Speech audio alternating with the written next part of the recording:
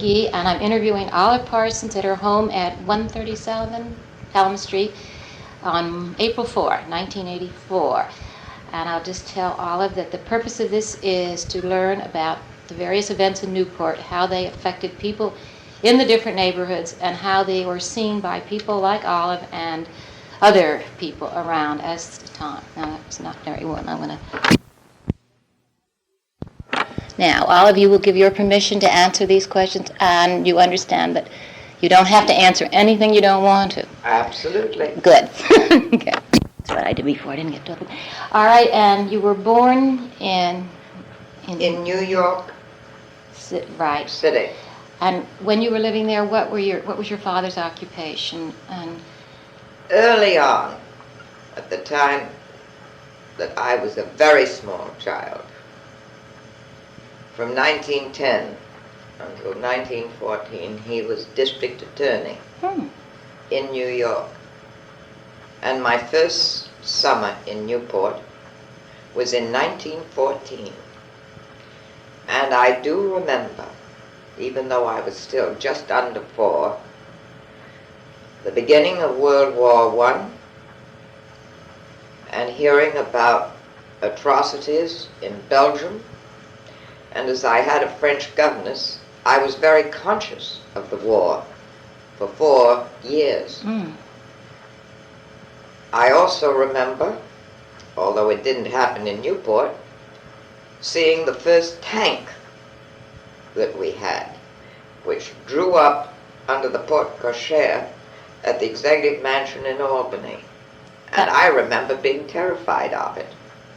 And it was so heavy that it cracked the pavement under the porte-cochere. Oh, my Lord. When did you move to Albany then? In January of 1915. So, my father was elected governor of New York State in November of 1914. So you were right. And then he was... Then we came to Newport for the summers. And my father bought a house down on Price's Neck. The house is still there. It got slightly changed in the 38 hurricane. And I spent summers there. The first one in 1914, the last one in 1932. The house had belonged to a photographer whose name I vaguely remember was Histed. The front lawn had been more or less a marsh, and I believe it was my parents who had it filled in. But like everything around here where you had a marsh and you fill it in, and as they filled in those days, it kept on sinking. So every time there was what we used to call the line storm in September, I remember my brother and me, later on, say about 1922, going sailing paper boats up and down on the front lawn. It was a cute house, smallish, interestingly built, on different levels, nestled up against some rocks. You'll have to clue me one thing. Price's Neck, I get that mixed up. Price's Neck is going out on the drive via Bailey's Beach. It is beyond what we used to call the crabbing bridge. I think it's called Green Bridge. I always knew it as the crabbing bridge.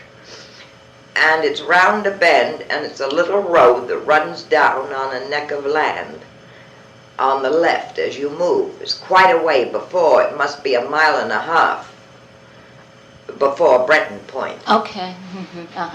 I know Kurt's pointed out, but I never in my mind can think where it is. So. And it's there were other houses out on the neck. The Norman D.R. White House owned 2 houses, big shingle houses out on the point that are still there. And at the end of the point was what would be known today as a Coast Guard station. We knew it as the life-saving station. And always there was a man from the station who did the long walk around the Ocean Drive and punched a clock at Castle Hill and then walked back again with a telescope attached to his belt and a couple of flares. And in all weathers, they were out doing that walk. That's On a rocky island just east of the life-saving station was what we used to call the Portuguese island. It was a small shanty community of fishermen. Whenever there were bad storms, we used to worry about them, and so did the people at the life-saving station. And very often they used to get their big boat out and get some of the people off in that bad September storm. Did they ever lose anything? Anything ever happen really? Yes, occasionally. I remember when I was about 13 or 14 that they lost a man out there. What they did in winter, I don't know, because we were there from about the first week in June until the last week in September. If one went to a private school in New York, it never opened before the first week in October, and we used to stay roughly till the 1st of October, and then come back again in June. And I always remember the wonderful smell getting into that house when we came up from New York. But the first summer that I was here as such a very little girl, I don't remember how we got here. I do remember going back. We had lunch that day out on the property which is now Bonnycrest. It was owned by Stuart Duncan. And they had already broken ground for Bonnycrest, but was still living in what I remember as a white frame house. And my mother and my governess and I, with a doll under my arm, went there for an early lunch and then took off in the family car with a man to drive it for the great return to New York. And we were planning to spend the night in New London at the Mohican Hotel. Oh, I remember that. We had 1 or 2 flats between Newport and New London, and of course in those days it was a question of 2 ferries. Newport to Jamestown and across Connecticut Island to the other side, and then the other ferry to Saunderstown. And then one was on one's way to New London. And we pulled into New London by dark, I guess, and spent the night and started off again the next morning in very good season to get to New York. And it seems to me we had quite a few punctures on the way.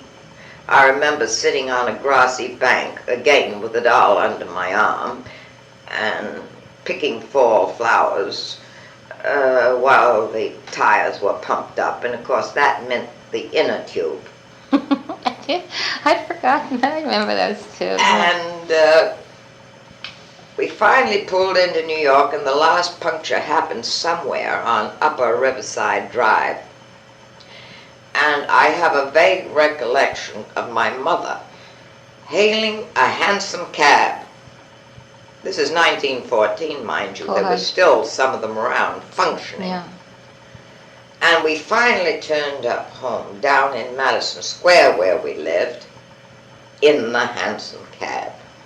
It was a real journey.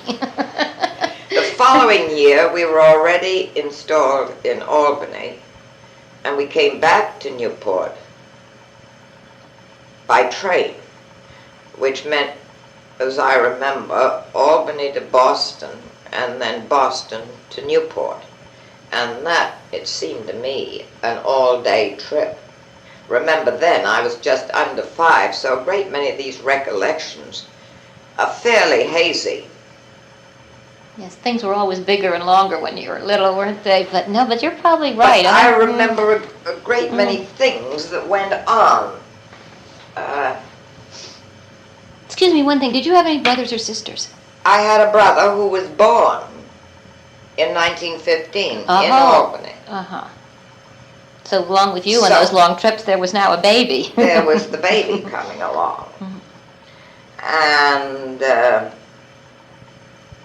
it was really quite an hegira.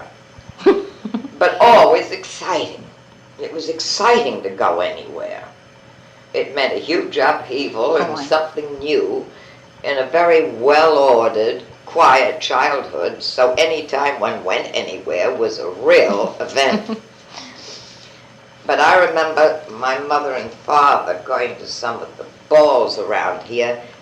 1 or 2 times I remember in 1914 and 15, but then the war we got into the war in 17, and then there used to be fetes and galas to raise money, very often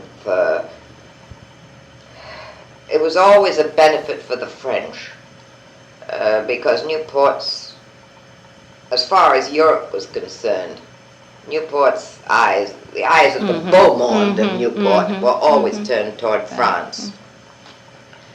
And I remember Mother and Father also getting ready to go to a fancy dress ball at Mrs. Fisher's. Must have been Mrs. Stuyvesant Fisher's, out at the Crossways. And my parents went as a Chinese couple, or a sort of a musical comedy idea of a Chinese couple. And the man came out from Alexander's, the hairdressers, which was one of those places nearest the casino in the Travis block. And Mr. Alexander came out and put some sort of a wig on my father that had a long pigtail on it, and did up my mother's hair. And from somewhere, somebody had contributed a mandarin coat for my father, and some sort of a Chinese coat for my mother. And for many years after, she wore that coat with a little ermine collar as an evening coat in the summer. And I wore it for a couple of years after she died. For goodness sakes. Do you still have it? No, it fell apart. Too bad. Your daughter probably would have enjoyed it. I couldn't even use it for cushion covers. Goodness. Well, it got a good wear then. But then there used to be other parties, and I would hear my mother talking about them. And of course, in those days, it used to be great fun to go occasionally out in the car in the afternoon to leave cards. That was quite the thing to do. If anybody went out for dinner, they left their cards. Generally the next day, properly turned down in the proper corner. And you left a card of Mr. and Mrs. and a card of Mr. If, when you were returning a party call. And there was quite an etiquette attached to it.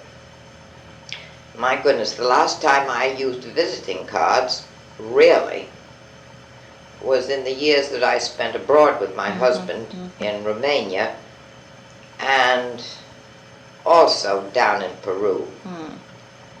And now I've got a whole nice new box of them sitting in the desk drawer where they've been for over 20 years. Stick them in with your gifts. That's what I do with well, then I had informals. Yeah, right. Yeah, we didn't know what informals were in those days. It was all according to Hoyle. All very well ordered, like the laws of the Medes and the Persians. And one thought nothing would ever change. Were there a lot of children your age to play these summers? And we played at the beach, at Bailey's Beach. And there was a whole group of us right in my age group. Betty Taylor was one, she was later Mrs. Gurney Dyer. That's Mr. and Mrs. Dyer used to give the first lecture of the season at the Art Association when I came back here to live. They did a great many travels. And she was the first one of all of us to be married, because she married the day before she was 18. And that would have been in 1928. But there were about 4 or 5 of us that were always playing around together, and there was another group that I've known since who were maybe a couple of years older. In those days, a couple of years made quite a difference. And there were also some naughty little boys too. And I remember getting sand thrown in my face. And then I remember one awfully nice curly-headed boy. At the time that I was wearing these braces that were not fastened in the mouth, and I lost it in the sand, and I was ever grateful to him for finding it for me. Oh, that's funny. So afraid of being punished for losing my brace that I piled it back into my mouth, sand and all, and I can remember how awful it was. Oh, Lordy. Gosh, that's crazy. I think that's funny. Oh, goodness sakes. Did you do much with your own parents and family, or were you mostly with children and they were in another, well, in the at summers? the beach. Yeah. Yes, at the beach. Oh, I saw my mother a lot, and then after 1918, my father was up more. He was practicing corporation law in New York. He was no longer governor, so, and then we'd see more of him in the summer. During one of the war years, I do remember that my father never got over from Albany once all summer. I can believe that. But those summers were remarkable when I look back at them. Some of the children's parties were great fun, and one was always dressed up, and one had one's party dresses and little Mary Janes on one's feet, and a fresh hair ribbon to go off to the party. And then there were some mothers that had rather theatrical tendencies, thought it was so cute to have a costume party for the children. I know that always bothered my mother very much, because she didn't think that was altogether necessary. I remember going to one party where it was an Alice in Wonderland party. And the little hostess, of course, was Alice. And her younger brother was the White Rabbit. And nobody could think of what to do with me. I was a very fat, chubby little girl, and so I don't remember how I went to the party, probably with no costume at all. Oh, gosh. Were your family particularly religious? Did you attend any churches here in Newport in the summer? We did not attend church in Newport, particularly in the summer. My mother and father used to go occasionally, but I never went particularly to church here until I was grown up and keeping house here for my father, because I lost my mother just before I was 16. And at that point, I used to go out to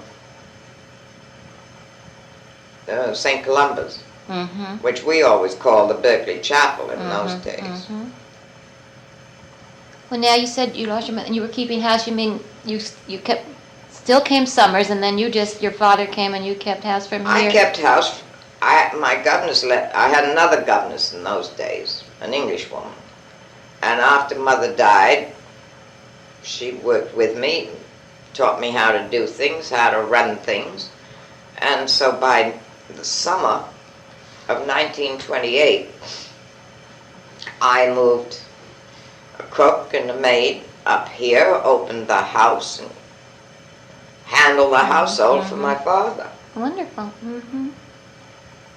And he was a lawyer. That's when he was still practicing in New York. And that was the year before. That fall, I went abroad to school for a year. Well, now,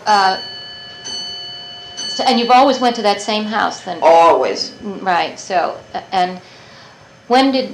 Well, then I got married in 1933.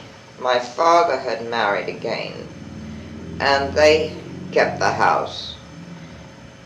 She had been a Mrs. Grosvenor, a widow, not closely related to any of these Grosvenors. And they lived in our house a couple of summers, I think, and then rented our house and lived in hers. Uh-huh.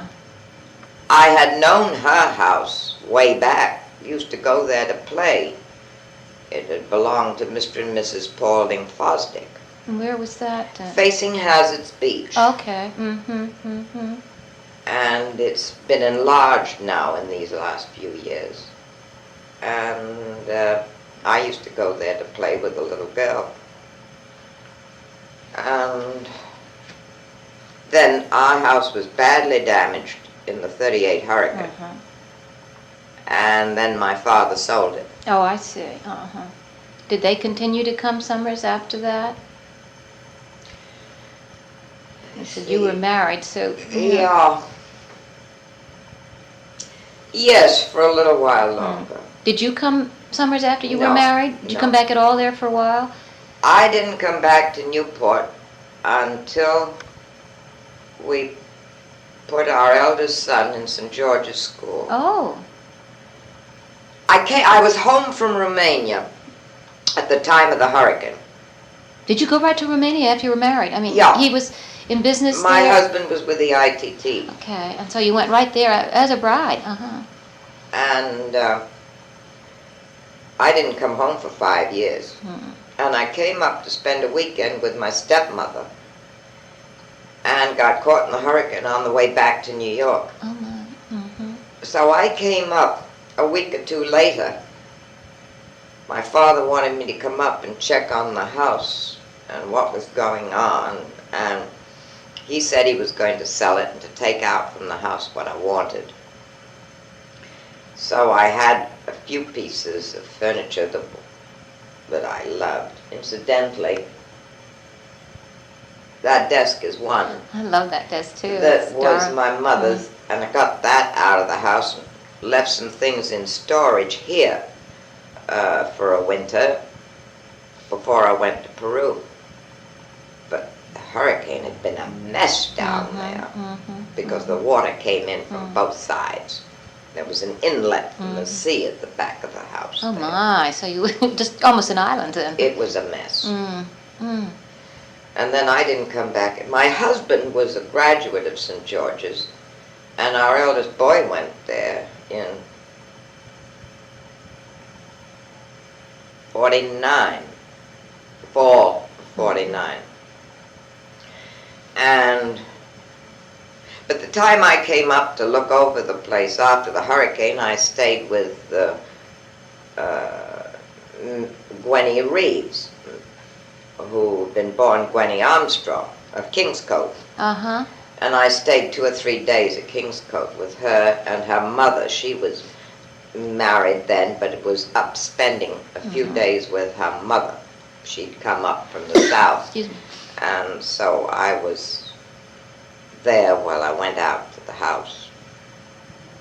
And then when I came up, when my son was at school, sometimes, once or twice, my husband and I stayed with Mrs. Armstrong.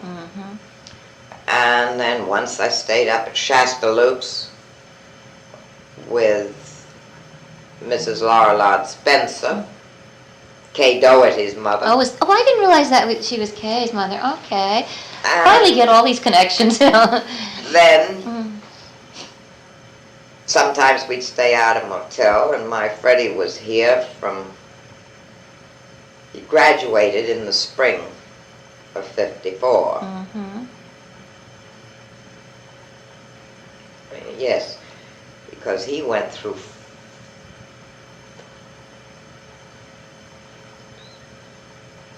I know he was here in the fall of 49, so he must have been at St. George's 5 years. Where did you meet your husband? That's That's a I mean, long is he a story. Newporter? No. No. Although he had played around here, but he was over 8 years older than I, Mm. and he was related to Mrs. Duncan, Mrs. Stewart Duncan. Oh, yes, okay. He was her nephew. Mhm. And when he'd been raised as a small boy in Paris because his father was working abroad. Hmm. But he had aunts to stay with, and he came over here to school. Incidentally, crossed the ocean during World War I. For heaven's sakes, oh my. And then didn't go back for a while and used to spend vacations with Mrs. Duncan or another aunt in another place. But I never knew him in those days, although I knew his cousins very well, the Duncan boys, the younger Duncan boy. Well, 8 years is a big difference when you're little. Well, but I didn't know them, although I knew the Duncan boys. I had never met Jack. And his mother came over from France for a wedding in the family and spent the summer with Mrs. Duncan, and I used to see her on the beach because she had been very kind to me when I was in Paris at school. But I still had never met my husband because he was working in Spain at that time when I was a schoolgirl in Versailles. And she invited me over for a visit in Romania, where she went 6 months in the year to visit her son. Goodness. So I went out to Romania on a visit and met my husband. Well, that's exciting. That's amazing. That's wonderful. What a bunch of world travelers you are. Oh, it must have been such fun. Oh. Were there any people that were particularly important in your life here in Newport, your neighbors, that particularly made an impression when you were growing up? Had any effect on the family? More than others? Of course, you've mentioned several you stayed with, so you obviously were very close to a lot of people. That was later, but was a whole group one grew up with, and sometimes I saw them in New York, sometimes I didn't, because a good many of us went to different schools. And then when I was a little older, say in the early teens, was when I knew Mrs. Pierpont Johnson. It was Lilias Moriarty and Gwendolyn Armstrong. You know, they were close friends, and but the really amusing things from the point of view of interest of today, as some of those early years when I was so young, from say 14 to 19, 20, because it was after World War I that a lot changed too. And then as the older people died off, there was a different generation who were ruling the roost, as it were, and different people came along. But I do remember one fete that I was taken to in the afternoon at Rosecliff. I have no recollection of what it was all about or why, but I do remember sitting on one of those little gilt ballroom chairs that were always such an awful height for a child. Yes. Being dressed up in a rose taffeta coat with a big lace collar on it, feeling most uncomfortable, and watching some sort of a pageant that was going on with very lovely girls that seemed to drip into the fountain. Now, what they were doing, I can't tell you, but I have a recollection. Oh, that's wonderful. A few lovely long-stemmed creatures in diaphanous clothes going into the fountain. That's all I remember. I think that's a wonderful picture. It must have been either in 14, 15, or 16. I couldn't pinpoint it now. But this is just the recollection that I have. Oh, that's fascinating. And I do remember Mrs. Ulrichs. And when I was a little bit older, I remember her with her electric car. She had two. Mm. One for the morning and one for the Oh, for afternoon. heaven's sakes. And I remember having a ride in it one day, and that was great. Oh, gosh, yes. And she had a little white dog, one of them, I think they call them Maltese. You don't see them anymore.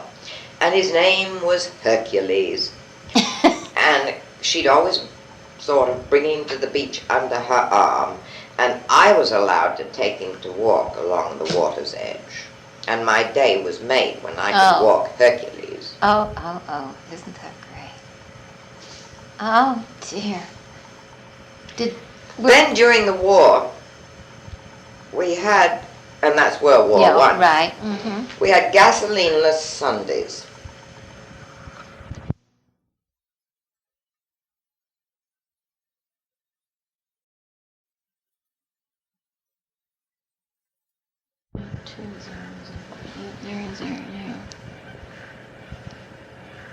You put two things down, you should have. Oh, my God.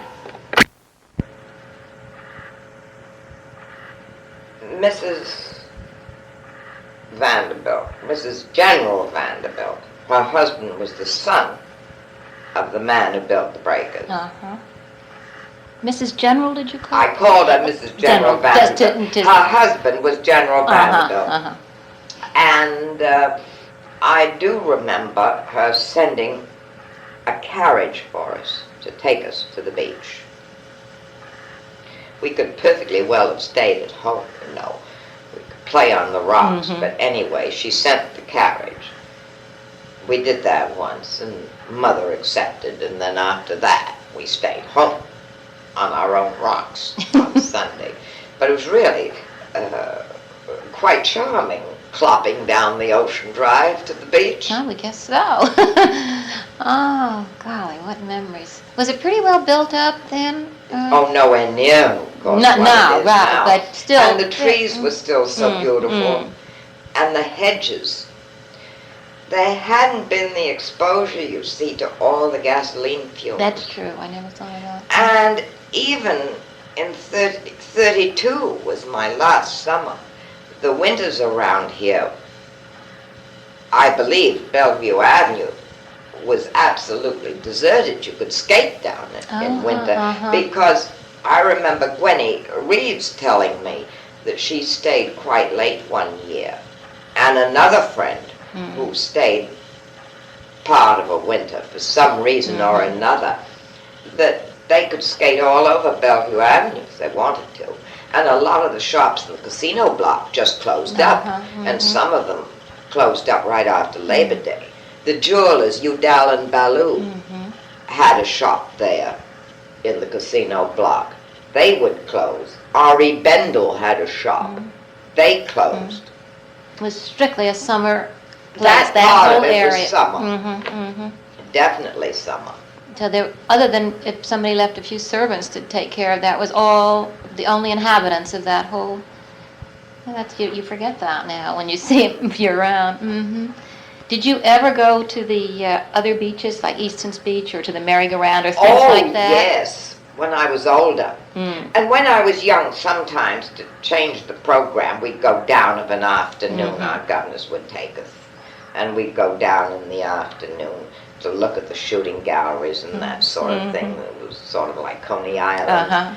And then when I was older, say 18, 19, and 20, this being about 1928, 29,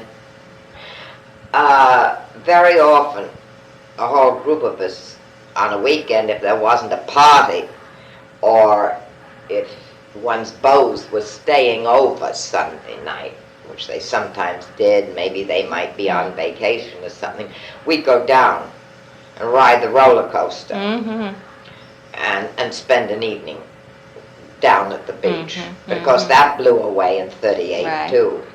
I've seen pictures. It was quite an establishment down there. Oh, and Memorial Boulevard.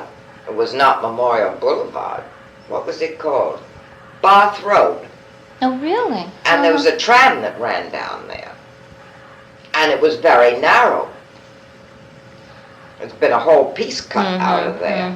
And the tram ran right up where Memorial is now, where the east-west part of Memorial runs, that was one narrow road, and the tram was on there. Uh-huh. And that ran down to the beach. Where it joined up at the bottom, I don't remember. Mm-hmm. I don't remember whether it was on Spring Street or not. I just don't remember. I've never seen any pictures either of but there was a wonderful institution of Laura's Drugstore where we used to go for ice cream cones after a tennis lesson at the casino. Uh-huh. Because one played tennis at the casino. That was later, when your summers, but But that it was was Laura's right in that same section in yes, there? it was. Laura's was.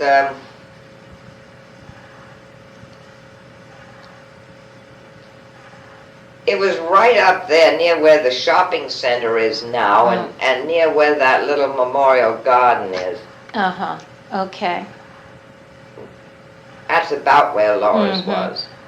And this was the ice cream place? Oh, yes. Mm-hmm. Then about 1928 or 9, I guess it was 29, around in there, or 30, the Newport fruit store came and had the first shop where the bank is now, in the casino building. Uh-huh.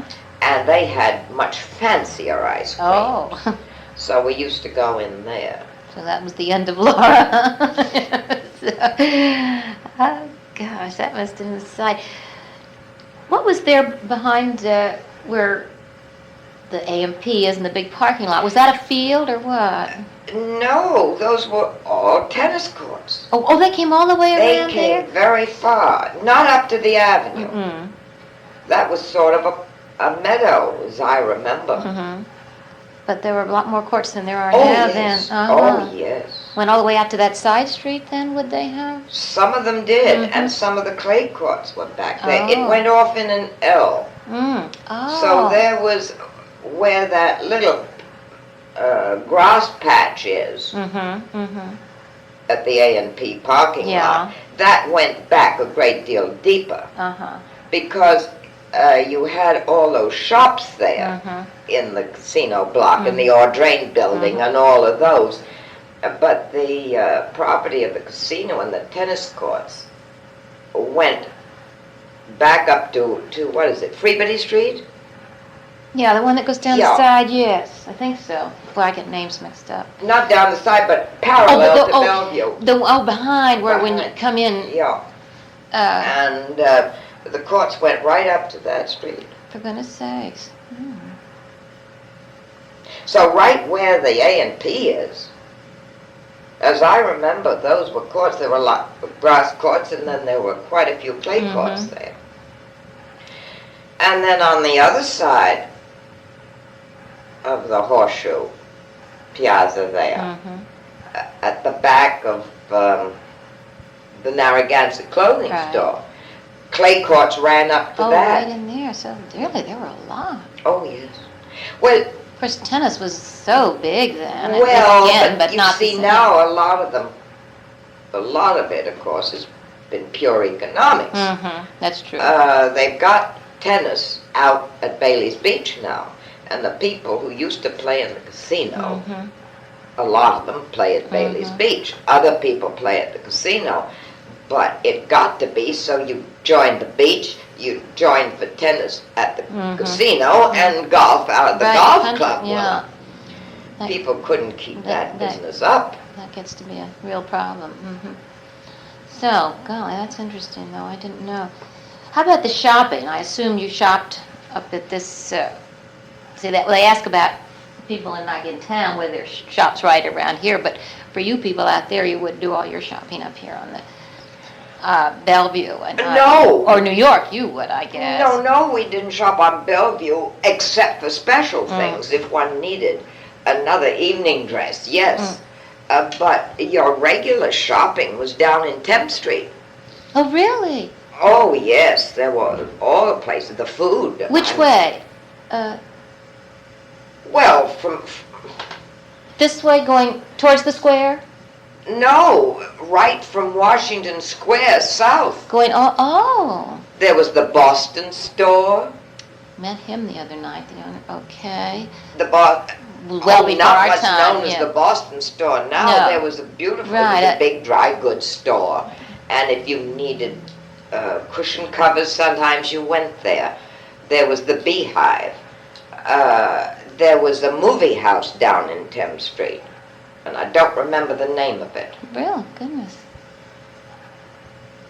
Then further along, there was the most wonderful toy store that as a child had so much magic in it for me.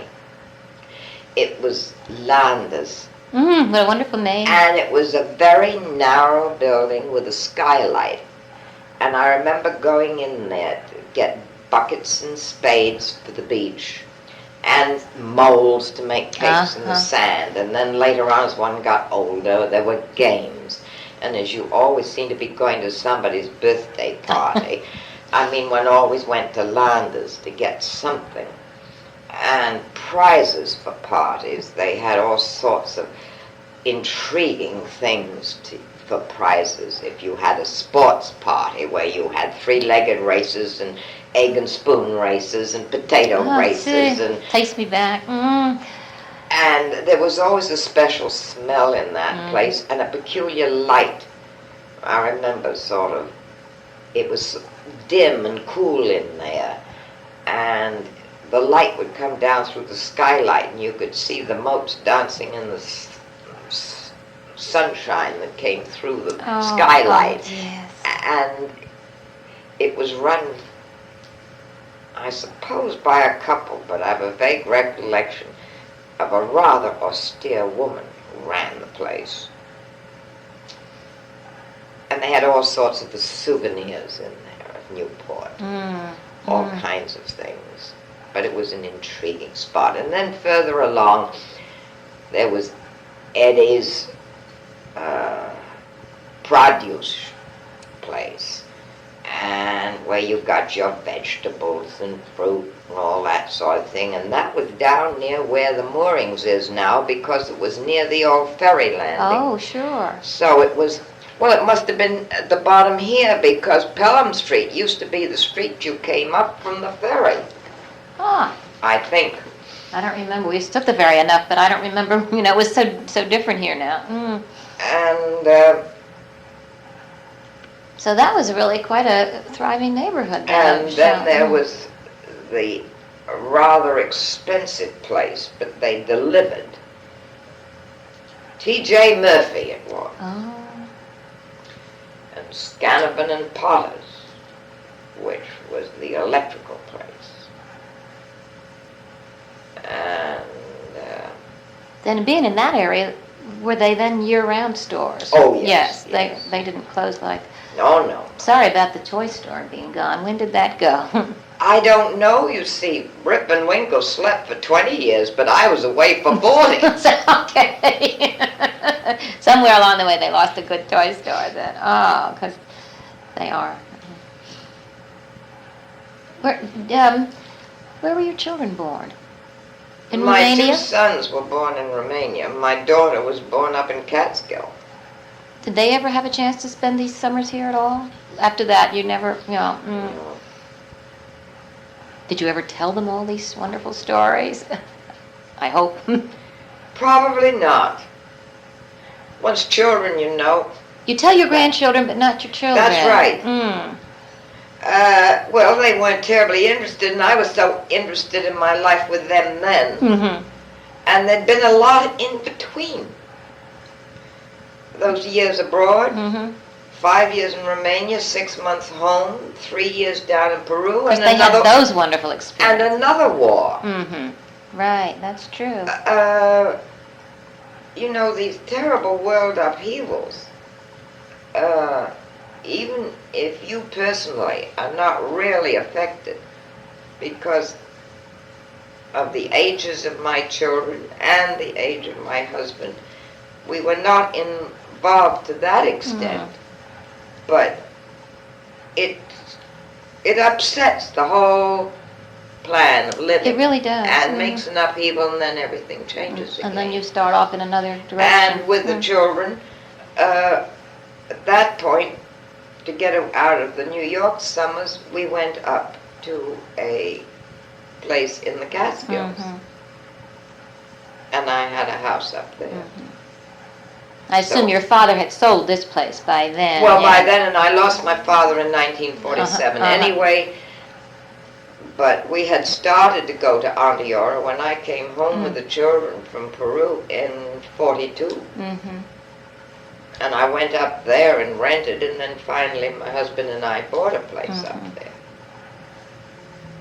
And I owned that house for 26 years. You didn't, then in that period you didn't come back here for any reason? I moved back here in 1970. But I still went up to the Catskills in the summer. And I finally sold the place up there in 76. So they have none of this knowledge of Newport at all, really. Except Freddie had part of it because he was at school here. That's right. Oh, you did say that. Boy. Yes. That's the boy I lost. And but he didn't know too much of it. And then I had the second boy here in summer school one summer, and he got taken around. We had friends here, and he met up with some people out at St. George's, and had a friend that took him to Bailey's Beach and whatnot. But his life for that 8 weeks was really out at St. George's anyway. Yes, sure. So, and of course now, I assume they come visit here, but there's... my daughter pops in every now and again, and my son comes and spends maybe a weekend or two during the year, and then I trot down to see them. But I moved back here in 1970 because I was getting kicked out of an apartment I was renting in New York, because it was taken over by a hospital. And I just could see visions of moving and paying more and getting less, and didn't particularly like my life anymore. I'd been a widow 7 years then. And I had some old friends up here. And it was due to Gwendolyn Reeves that I came back. I called her one time in the summer, said, "You think you could find an apartment for me?" She was a widow and living back here then. She said, "I think I could. I'll look." I said, "I'm in no hurry. I've got time." And I had time for my place in New York. And I found this apartment. I signed a lease in May of 1970, and I've been here ever since. Aren't you lucky? Because I think this is a wonderful place. I love it. I love it. It's so light. And the only month I don't like is August. You're crowded, I'm sure. I mean, you're teeming with people around. And it's getting worse. I think it's just so, I just love it. It's so light, and you have the wonderful views, and the sense of being right in the middle of things, which, except for when you're in the middle of August. It's easy, because after all, one gets no younger, and, you know, I don't have to get in the car if I need a quart of milk. I can walk. And you don't have any worry about them taking it over? You have a long-term lease or something, I think? No, it's not very long term, but it's been a mutually interesting proposition. And my landlords have been very good to me, and I think I've been a good tenant. I was going to say, you're probably a very good tenant, and they're delighted. And I'm very happy here, and that's it. Because you watch the other people around come and go and whatnot. Yeah, but it is delightful. But there used to be such interesting characters around here. I bet. I remember Mrs. Vanderbilt of Marble House when I knew her, when I was a small girl. She was always Mrs. O.H.P. Belmont. And of course I always thought of Marble House as belonging to Mrs. O.H.P. Belmont. I'd even forgotten that she had been Vanderbilt, because she had been. But I remember her when I was a very small child. She was a very overpowering lady. Must have been a lot of quite fascinating people in that group. There were some awfully lovely looking women, beautiful women around. I suppose it's part of it, the way they dressed and the glamour for a little girl that a very beautiful woman can have. But I do remember some of them with feathers in their hats. I remember one lady looked like a Romney painting. And we were at the, guess it was the horse show or at tennis at the casino, because way back the horse shows were there at the casino. That's right, I didn't know. And my mother had taken me, and we were sitting in somebody's box. And again, it was a period when my feet wouldn't touch the floor. And I was sitting next to a very beautiful woman with a lovely parasol, and I was fascinated. It was folded up, and it had a long handle with a miniature in the top of it. And I began to finger it and look at it. So she turned to me and said, "You think that's pretty?" And I said, "Oh, I thought it was perfectly lovely." And she said, "Well, I will show you something." And she opened the top of it, and it was a tiny powder box. Oh, my. And I was just fascinated Oh, I with guess that. I had my so. eyes glued to it, and I couldn't help but touch it. I've always loved the feel of things. And she never minded as long as the fingers were not sticky. And one did not eat lollipops when one sat in a box or suck ice cream cones, so one's fingers were not gummy. You got there clean and you stayed clean. Oh, gosh, that must have been a sight. Horse show. Were there any big special on your holidays? Of course, you would only been there summer holidays, but 4th of July, was there big to-do at anywhere, or fireworks of any kind? I don't remember any public fireworks. Maybe there were, but we were way out on that point. And Bailey's Beach didn't have any no, programs. And also, where we were, there was a hill behind us that shut off. If there'd been anything in the town, we couldn't have seen it. We used to have our own. We used to buy sparklers and Roman candles and things, and set them off on our own lawns. Now, what some of the people did on the Cliff Walk, that I don't know. Because, of course, one didn't go to grown-up parties until one was ready to make one's debut. And then, by 1929, I do remember a party we went to. That was 1930. Mrs. Mester had arrived on the scene and was renting the Cushing house out near Spouting Rock. And she was a very clever woman. She was not particularly well known at that point, so she gave a party for young people. And there were quite a few of us, and she had an orchestra in on the 4th of July, and it was a lovely party, and I remember having a marvelous time, and she had some fireworks. Well, that was her introduction. Well, that was pretty clever of her, wasn't it? Very clever. Very clever. Because I remember some of the ladies around town wondering, who is this Mrs. Mester? Then I was married in 33 and was away for 5 years. And when we came back, I was at tea at the lady's house in New York. She was a generation ahead of me. And I remember her talking about going to something that Mrs. Mester gave this last summer. We arrived home in September. I said, "You went to something of Mrs. Mester's?" Well, she said, "Of course I did." And I was very naughty, but I was a married woman then, and the mother of 2 children. I said, "But 5 years ago, you wouldn't have anything to do with that. But until she gave up heart. Oh, that's great. Well, my name was Mud for a few minutes at that point, because that was one of the things we didn't want to remember. Okay.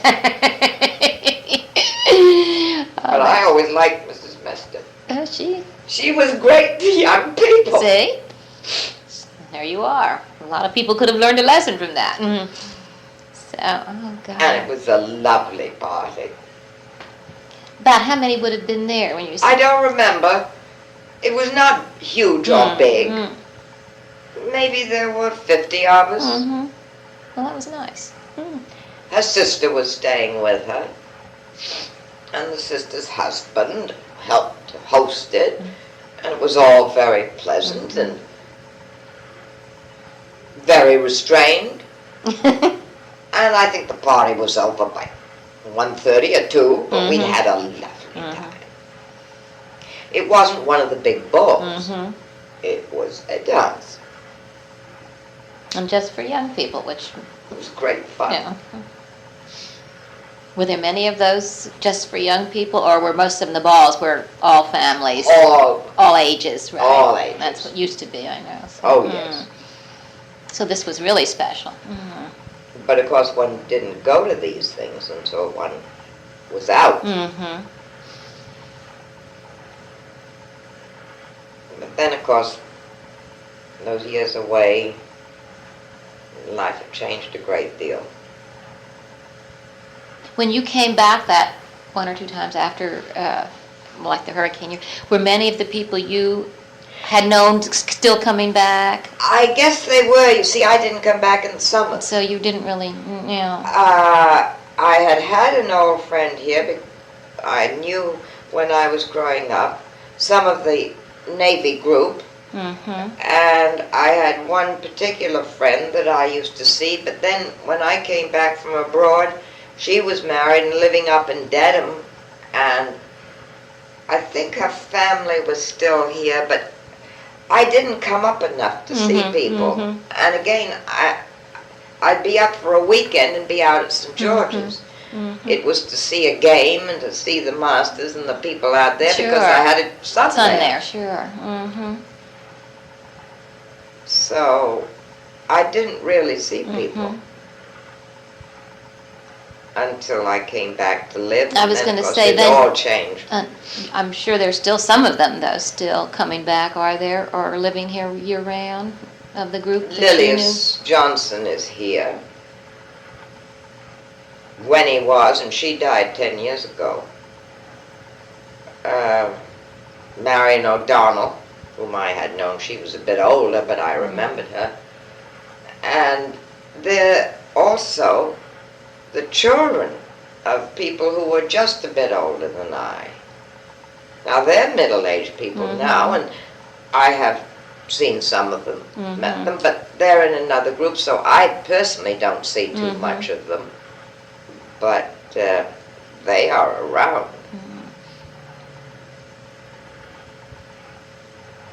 As with so many of those houses now in apartments and condominiums and whatnot, it's different. But certain names you keep seeing going on and on. But you wonder what will happen to some of those houses eventually. It's very interesting because there was a house out on Harrison Avenue that the younger Manises lived in, and that's been torn down. I think it was Bill Manis that lived there. Now, I knew them way back. They were a little younger than I and my brother's age. We used to sail up and down, race up and down Narragansett Bay in S-boats. That must have been around in the 30s, early 30s. But you know, my last summer here was 32, and not to come back again to be any part of the place. Up until 1970, dear, that's 50 That's years. a long time. I agree, you're right. 40 years. But you just seem to know so many people, so I thought maybe there were... Did your brother ever come back here at all? Well, not he stayed a little longer, up until 38, Mm-hmm. because he was younger, and my stepmother and my father were here Mm-hmm. in the summers. But he and his wife have a house over in Watch Hill that they go to in the summer, that's so they lovely. pop over Yeah, quite right. often. And they see a lot of the summer people here. They see them in New York in the winter. Sure. So then they have a connection. And they are younger, too. Mm-hmm. Yeah, you said he was, what, He's 6 years younger than you or something? About 5, and my sister-in-law is younger than that. Mm-hmm. And their life's been different. It's been centered around New York. Charlie's been a lawyer in New York and a judge in New York, and so that's where they are. Yeah. My life with those years abroad and getting tied up in other things, it's been quite different. Oh, yeah, I think you're And right. having lived those years abroad, I never got quite back into the old pattern. Mm-hmm. Mm-hmm. When you came summers, did your parents or any summer people get involved in the general community particularly, or was it strictly with just the summer activities? Well, You said some of them got involved in the Art Association, and I remember Maud Howe Elliott. And there were various and sundry things that they supported and got interested in. Some more memories of the good old days. Well, I remember one very beautiful woman. Is it on? I have to go every now and then. I get work. Yeah. A very beautiful woman who used to go in swimming every fine day.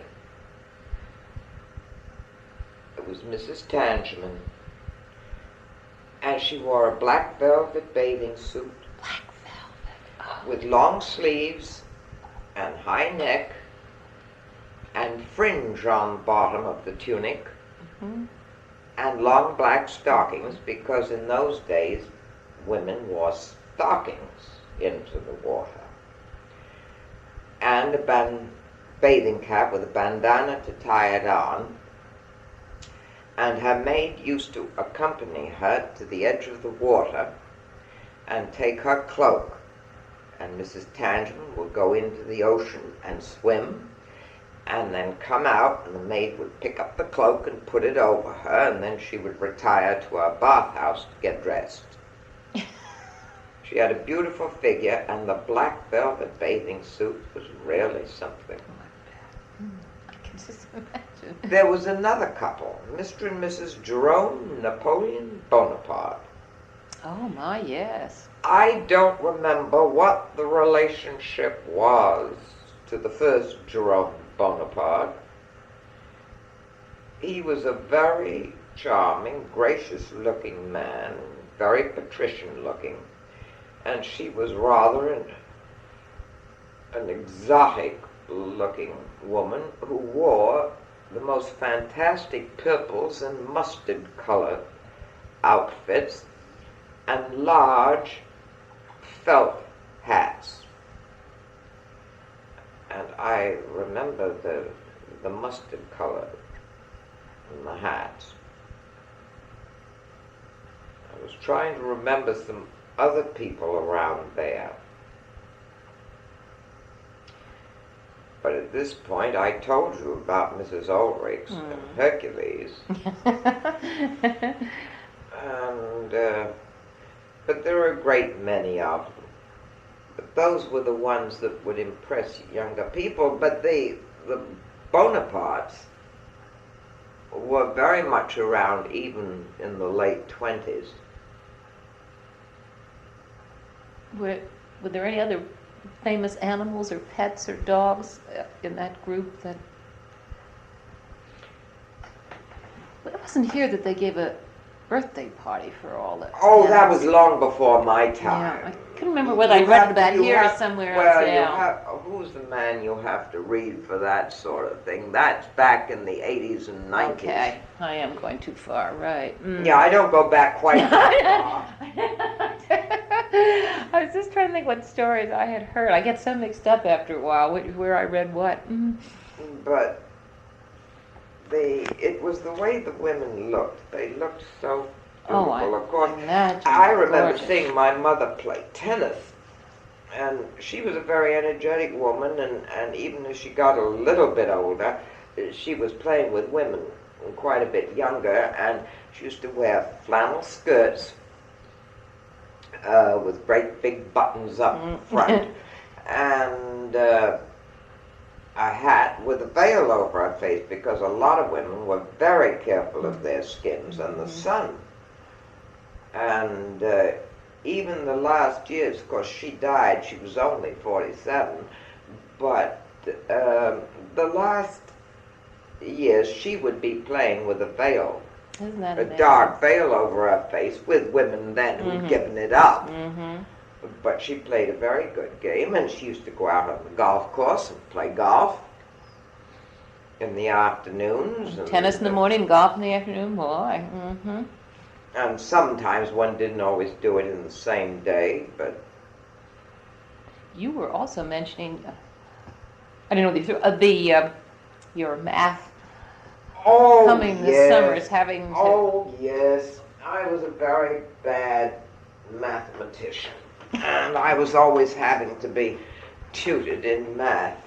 So I used to be taken out, and this must have been somewhere 1923, 24, summer of 25, maybe one other summer, getting tutored in math. And I used to go out to a farmhouse on Green End Avenue, just beyond where the road turned coming up Paradise Avenue, to Elizabeth B. Peckham.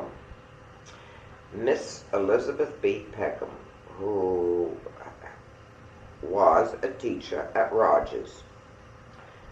And she was the epitome of the Victorian teacher. Always well starched, and her hair all screwed up on top of her head. But she was a whiz-bang at math and pulled me through. And she lived on the second floor in that farmhouse, and it's still there. I don't remember who, she was a tenant there. I don't remember who owned it, whether it was relatives or other Peckhams or not. But it was so pretty, and there was a lovely stone wall with nasturtiums growing all over it. And it was gray shingle. Now it's white siding, and part of it has been taken off. The old barn is the same. You mentioned her, she wore, Oh, what was yes, that? she used to wear net dickies with little whale bones in the neck part around the throat, and always a starched cotton summer dress. This was in the summers. But I always remember her as being very starched. And a proper teacher. Very proper. But the net dickies used to fascinate me. And you did this twice a week? Twice a week. All Twice summer. a week all summer. In order to get through again another winter of math. That was the only thing I assume you were tutored in, though.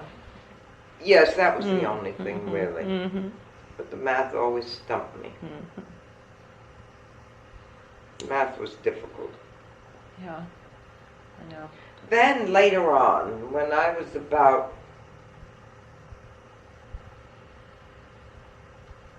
summer before I was 17,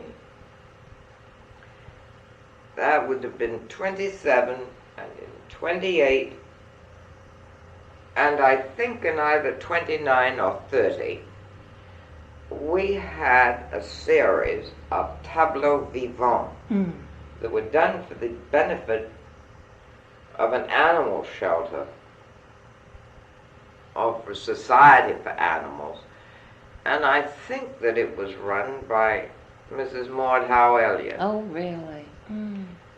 And I remember getting tapped for that and ended up posing the picture of Franz Hauss and his wife Oh, wow. with Mr. Farnstock. I think it was Mr. William Farnstock, who had built Bois Doré Uh-huh. on, was it Narragansett? No, yes. Yeah, I think you're right. It's on Yeah, Narragansett, I think. right, I think. And Mr. Farnstock was a rather portly, large gentleman with a white goatee and white hair, which he dyed I was for going to this say. occasion. And he was the perfect picture, and I was chubby and had a round face and fitted into the Dutch pictures pretty well. And the costumes were ordered from Brooks Costume People in New York. How neat. And we had quite a few other paintings that were posed that night. And then the second time we did it, I think I posed a Vermeer. Mm. They were always paintings? Yes, Mhm. the girl with a necklace. Mm. The last time, those others were easy because I never had to send for a costume again. They were half pictures. Uh-huh. And the one of the girl in the little yellow jacket. Uh-huh, I know that. Mm. That's the one that's up at, isn't that the one that's in the Gardner Museum? Gosh, it's been there so long. I've been there. There's No, another, I think you're right. Yes, I think that's the Mhm. one. And then the last time I did it, of all things, it was Titian's portrait of Lavinia Oh, no. with a big brass tray of fruit. How wonderful. Oh. And somebody suggested I'll put a little gold powder in my hair, which we did. And that was very easy to dress. But how long did you have to hold the tray up? Oh, I forget how long they were. It was enough for people to see it. Mm-hmm. And then they would draw the curtains to give you a breathing space and then open them I again. see. And you posed in a frame. Where were they held? The last one was at the old Rogers High School. Uh-huh. The first one was down in that theater that was on Thames Street. Oh. I'm not sure if it wasn't where Woolworths is today. The second one, I don't remember whether that was down in the same theater or whether it was at Rogers. I don't remember. Did you do much acting, putting on shows No. in those days? No. Summer theater that they apparently had here way back, they got back again. I don't remember the summer theater when I was very young, but I do remember summer theater here in 27 and 28 and 29, 30 on. As a matter of fact, one of those summers, there was a very interesting pair here in the theater. An English character actor by the name of Ernest Cassat. Oh boy. And he was here with his daughter. She was maybe a couple of years older than I, no more. And Mrs. Duncan, they were here in 2 or 3 plays, and they were staying at the Viking. And Mrs. Duncan gave a party one afternoon for the cast that were there that week. And she called me and said that there was a young girl in the cast, and she thought it'd be more fun for her if I would come out. Oh. So I went out, got to know Valerie Cassat, and I still see her to this day. How neat. I went to the theater with her in New York 3 months ago. Oh, how wonderful. Isn't that great?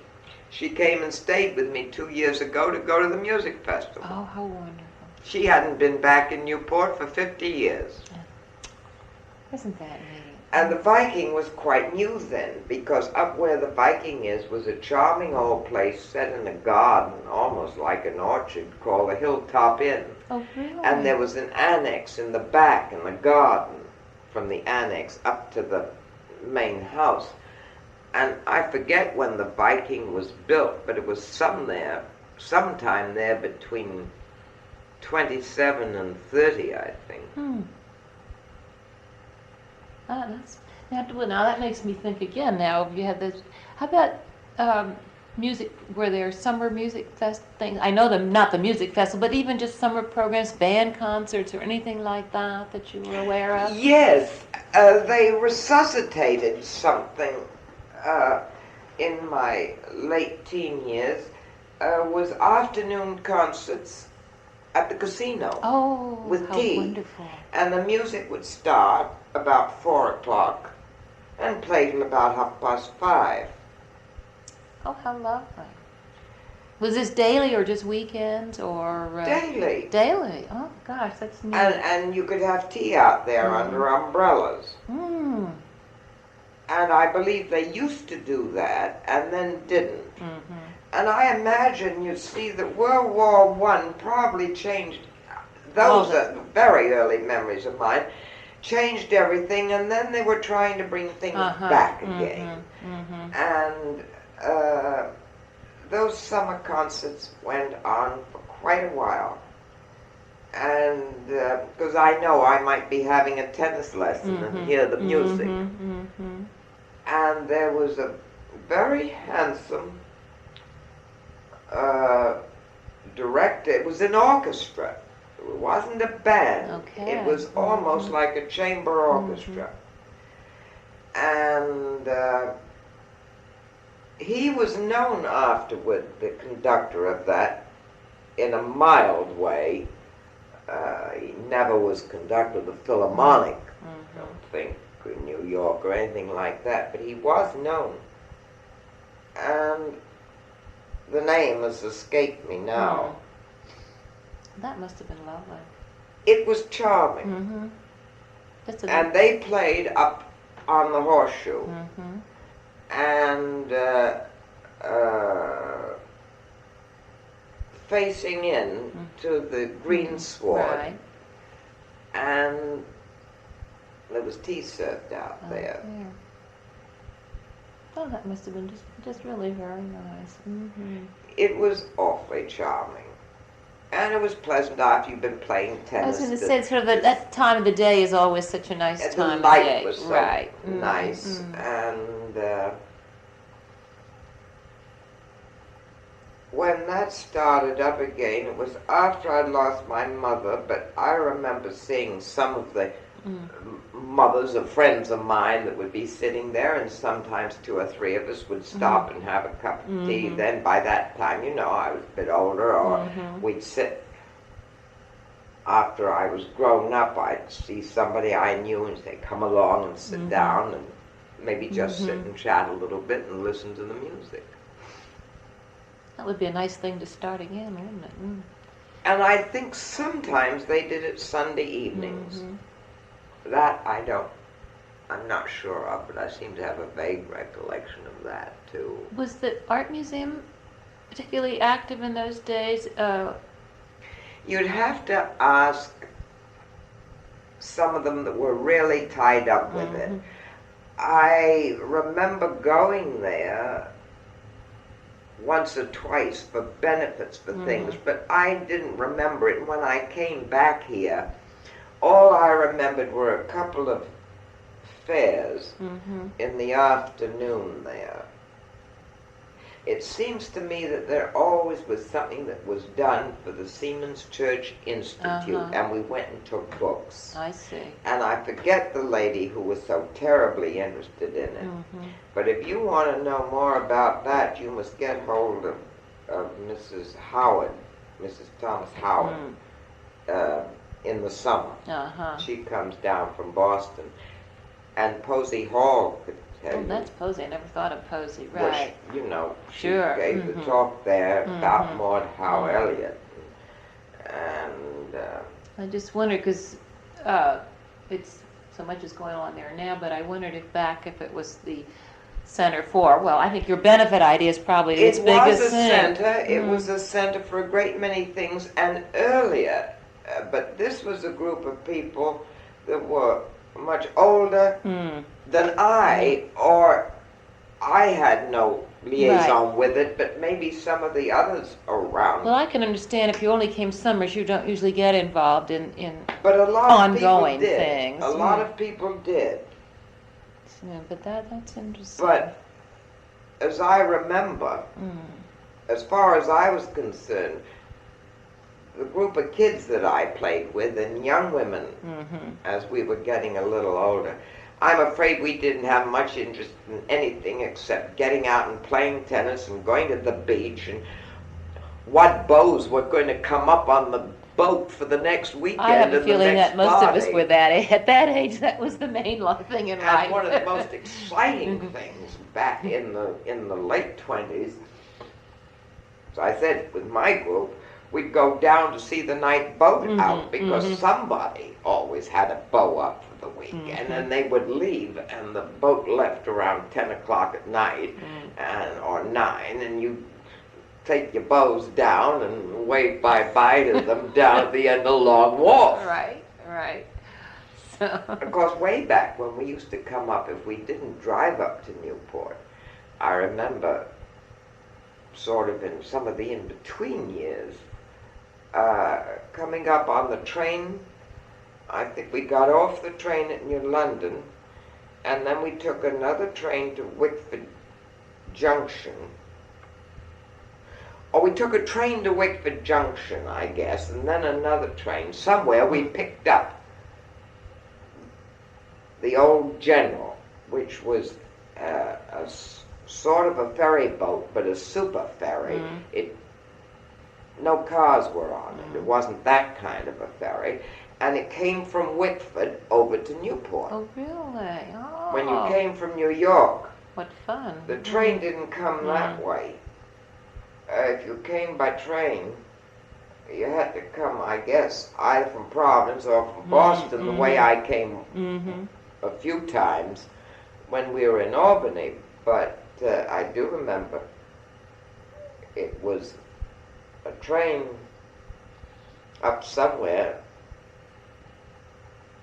I guess it was to New London and then to Wickford Junction. I remember the name Wickford Junction, that's a and wonderful then getting name. on the old General, and it was about an hour's ride, and you sat out and if the weather was lovely, in wicker chairs. Oh, how neat. And came into Newport, and the General pulled up. The night boats used to pull up at the end of Long Wharf, and the General came up along the side. Then the General disappeared sometime in there. And after I left home, we had the old night Fall River line folded up. Right. That was too bad, wasn't it? Oh, those were neat. But it was great fun. And then, of course, you always, for years, when my brother and I were racing up and down Narragansett Bay in an S-boat, you had Navy ships.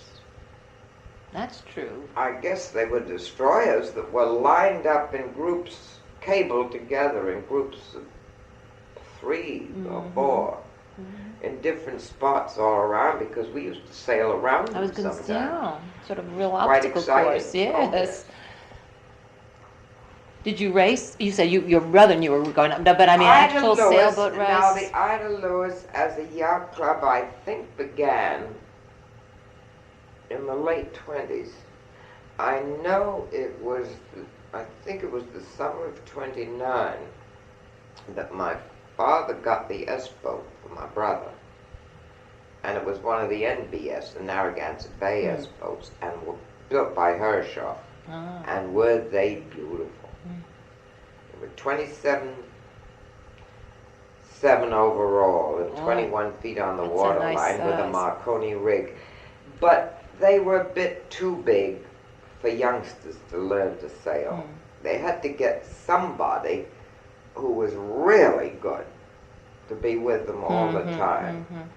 My father found a marvelous Nova Scotiaman who taught my brother, and we used to race the Manus boys with their tutor. And then Reginald Lanier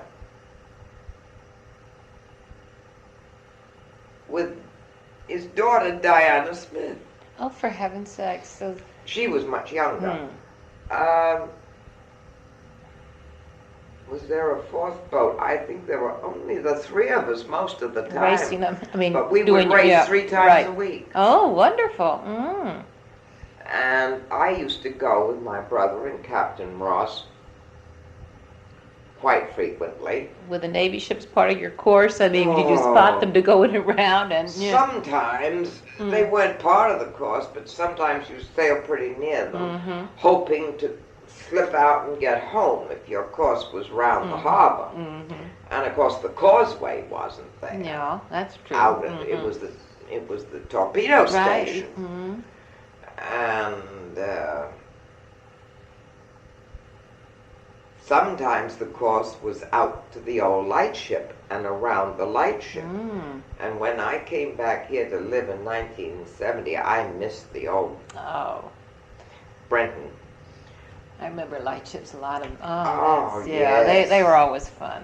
And of course I disgraced myself the first time I had to let a spinnaker out. I dropped it in the water and my name was Mud. Oh, that's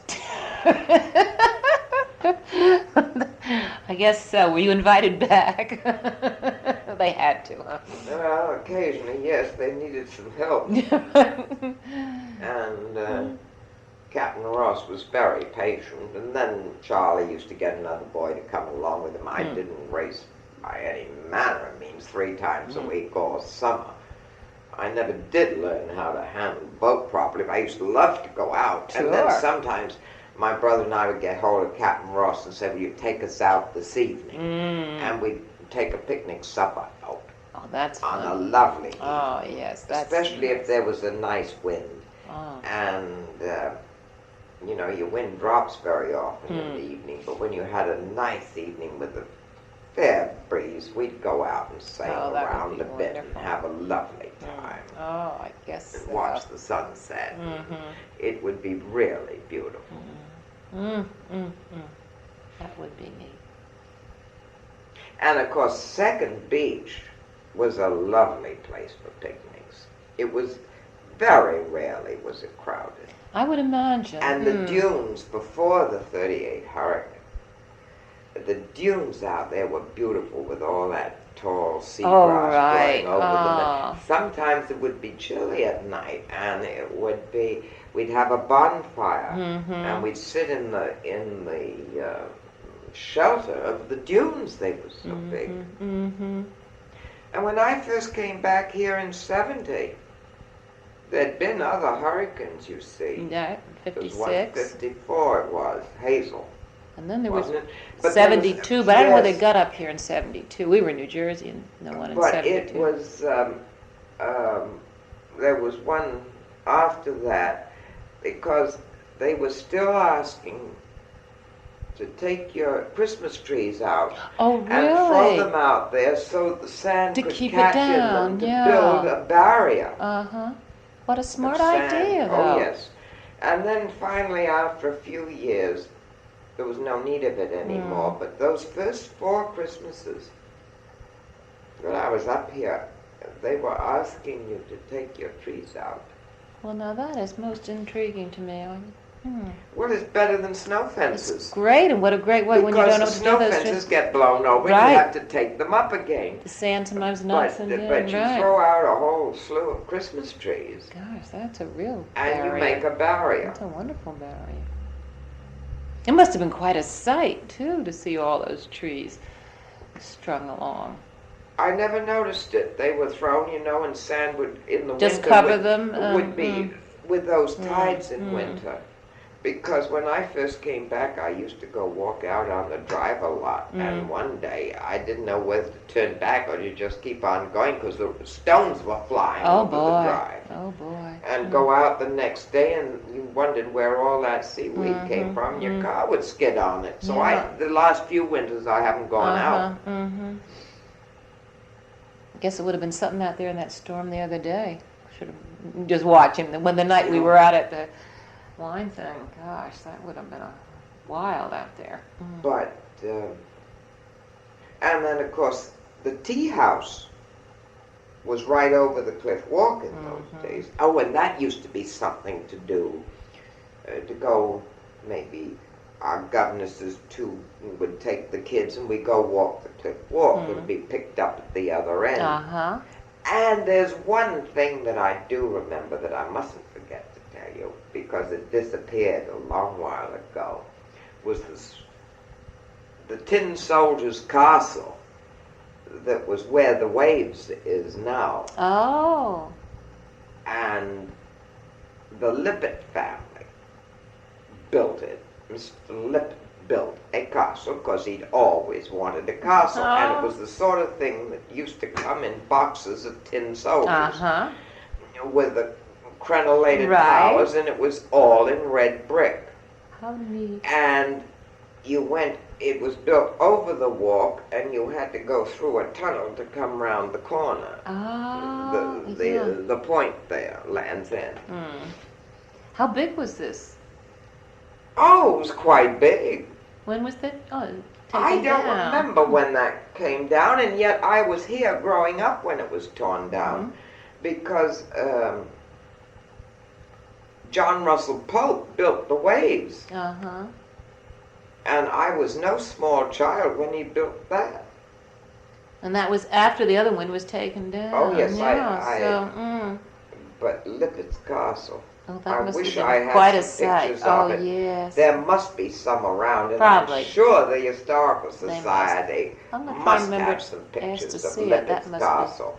That would be very interesting. And then, around on the other side of the cliff walk, where Marble House is and the tea house, that stood out on a promontory over the walk. And you had to go underneath. Oh, really? A whole rock thing. That wasn't quite a tunnel, it was more like a bridge, but you went underneath there.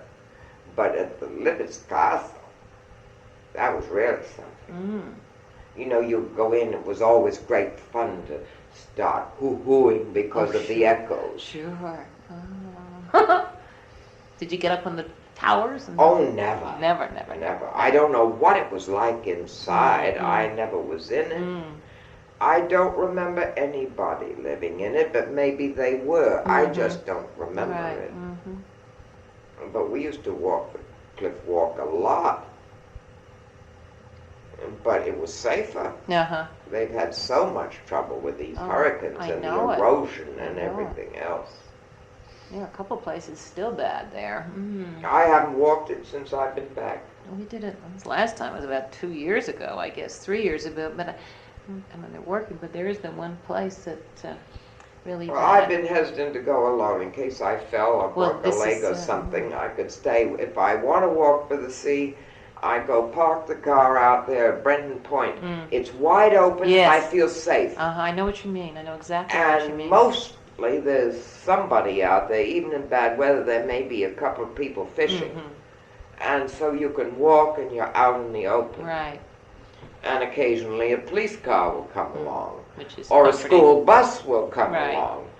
And of course, one's safer, but I've always been afraid, unless I was with somebody, to go out and walk on the cliff walk now.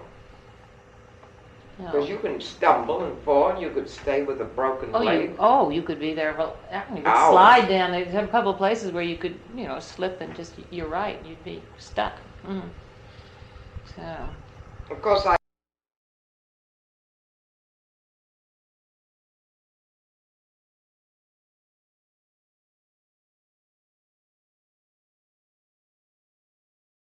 in the first place.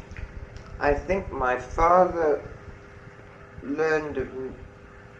My father had visited occasionally as a much younger man in Newport, once or twice, back before he was married to my mother, for a weekend or two. And he knew some of the people here. He had been at Amherst College, graduating in the class of 1890. And one of his close friends was Arthur Curtis James. So I think it was mostly through knowing Mr. James and a couple of other people, he decided this would be a pleasant place for the summer. He couldn't possibly have afforded to have built one of the big houses or even have lived in one. And the house down at Price's Neck, which I have mentioned before, came on the market, and my father bought it. And I presume that he bought it in the spring of 1914, maybe before.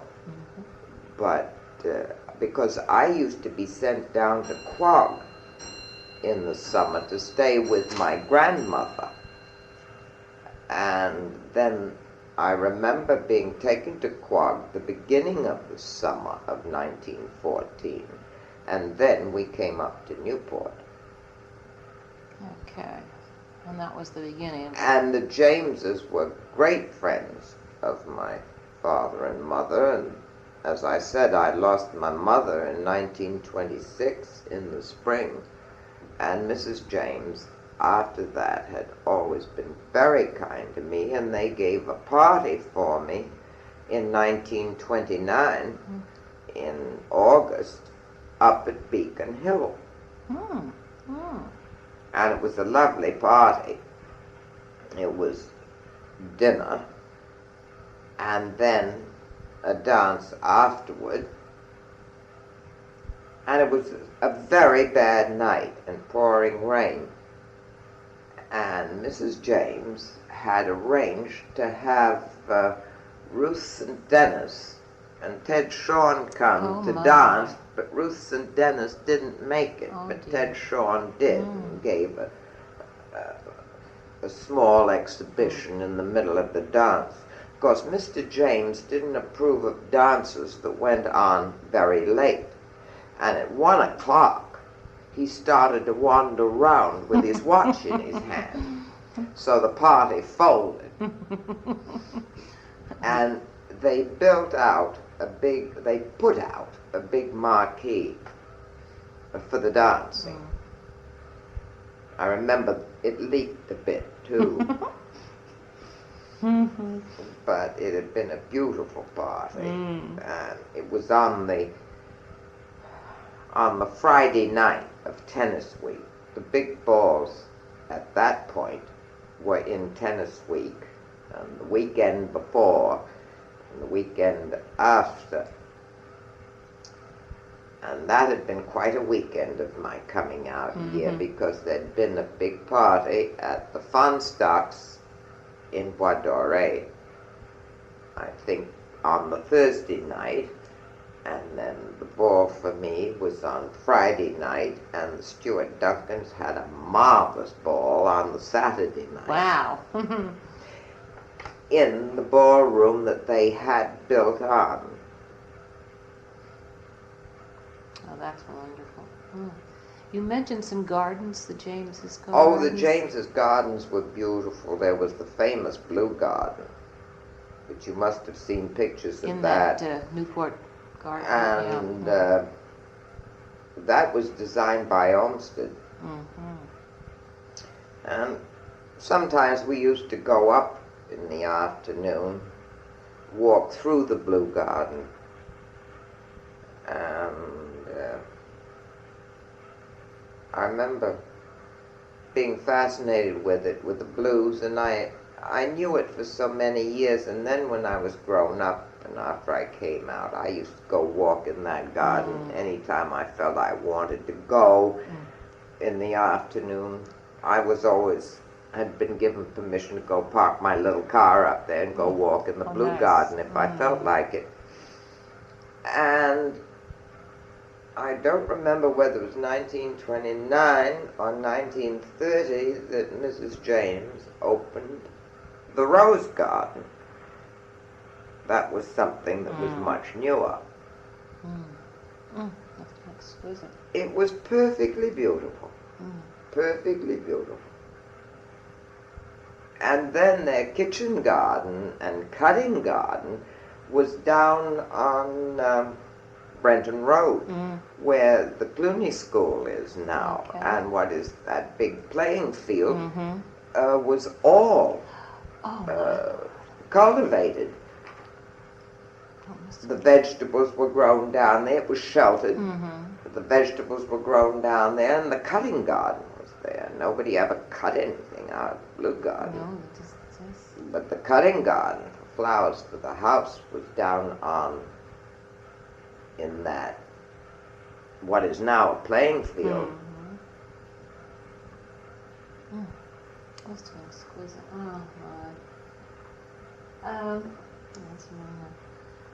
I just thought it was on the polo. Where was the polo play? I have that on my card. Very early on, back again to my extreme childhood, polo was played out on the Ocean Drive near Bleak House. Bleak House doesn't exist anymore, but old-timers will remember the Marsden Perry place along the Narrows. And polo was played on what later became T. Suffren Taylor's private golf course. And then polo was played when I was in my late teens, or a couple of years before I left home for good. Was played out on one of the Vanderbilt farms, I think, out in Portsmouth. That would make sense. And, well, and there were stables out there, too. Right. Used to see quite a bit of polo. Those last 2 summers, there was quite a bit of polo. The last 2 summers I was here, in the very early 30s. But it probably finished it with the World War II. That I don't know, because you see... Probably, that seems likely, in 33, I was married and gone, and in Romania for 5 years. So I didn't know what happened here. Tennis week was always great. Oh, I bet fun. tennis. That was the last week in August, and it was always very gay and very glamorous, and the men all wore white flannels. Boaters? Oh, everybody, all the men went around in boaters, but even the tennis father players were boaters, wearing white flannels, and then they graduated to white ducks. But Bill Tilden always wore white flannels. Then there was an English player that came over that was really quite a Beau Brummel. I think his name was Perry. And he was tall and slim, and when other people were in the washable whites, he was wearing flannels. And all the young men wore flannels, and if there was a summer wedding, they were in white flannels with blue jackets. I remember my brother in the white flannels and getting tennis stains grass stains all over them. Keeping men in white flannels was quite something. Quite a project, wasn't it? I remember my father and them. I can remember those. They really were something. When you think of no wash and wear and and the flannels. I mean, the dry cleaning and constant.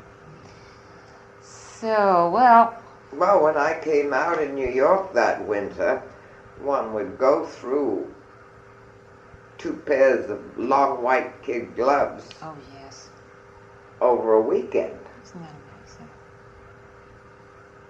Gloves had gone out for quite a while between the wars, but they came back when the dresses dropped, the gloves seemed to go out when the dresses were very short in the flapper stage. But in the autumn of 1929, dresses dropped to the floor, the evening dresses, and back came the long kid gloves, and you either had 12-button gloves or 16-button gloves. That meant to the elbow or above the elbow.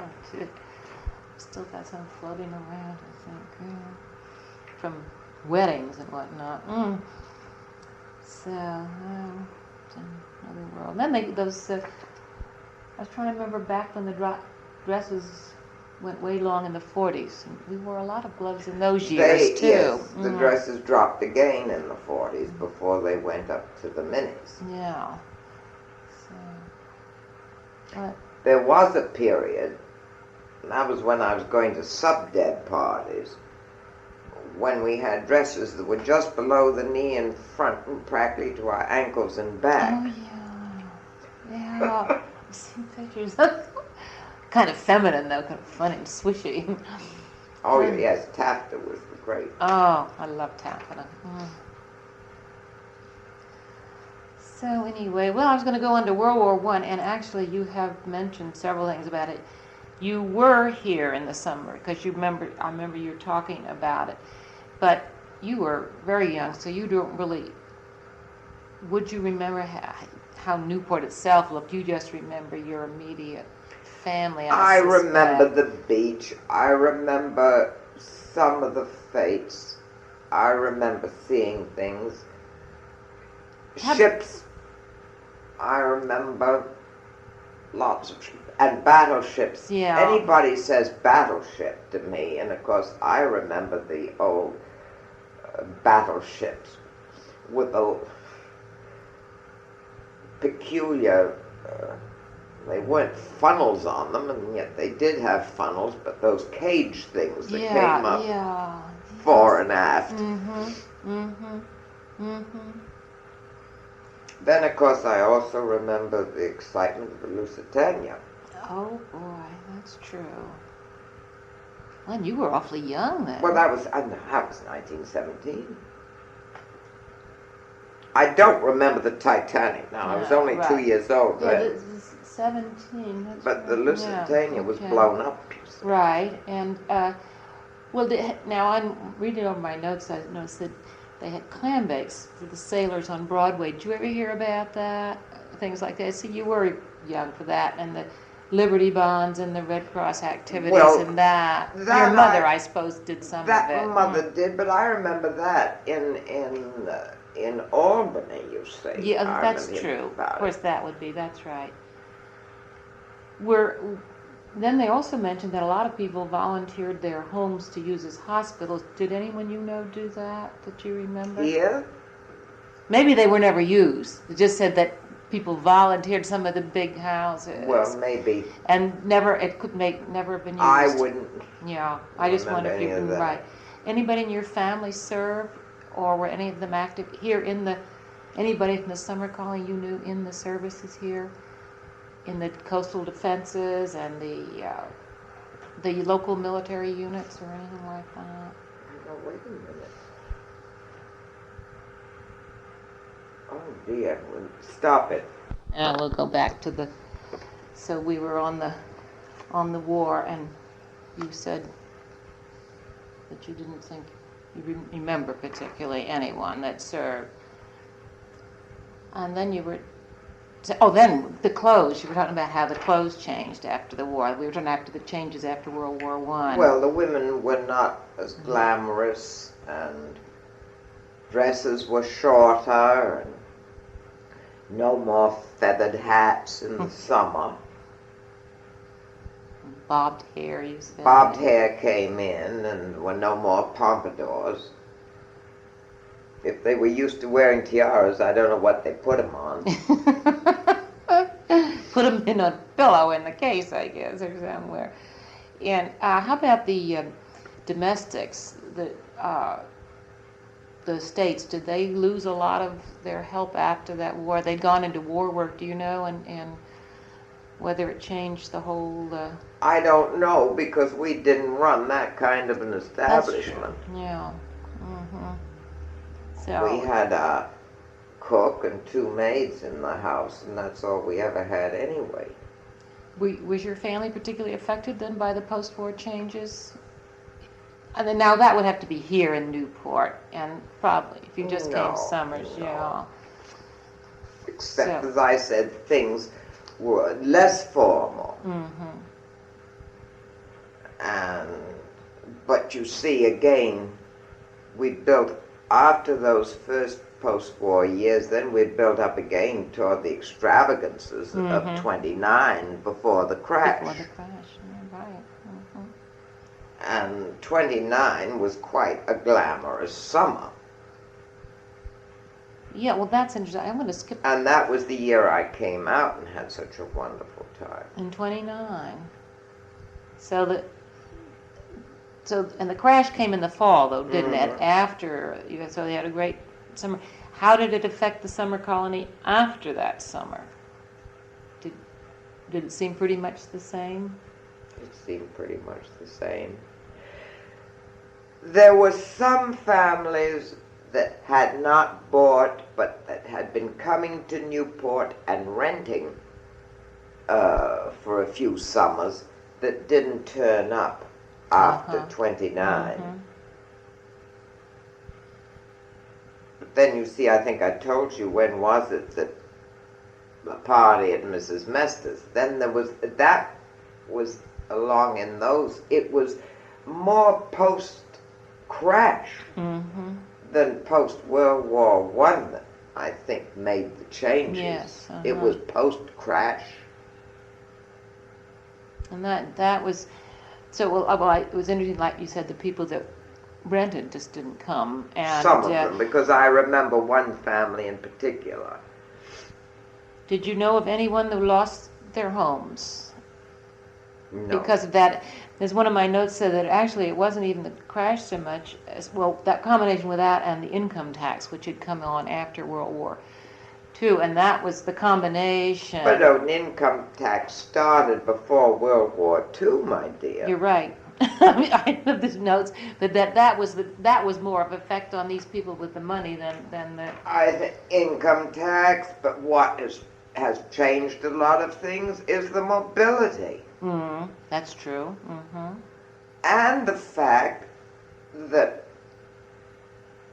of summer jobs for the young, it got to the point where one didn't want the young hanging around.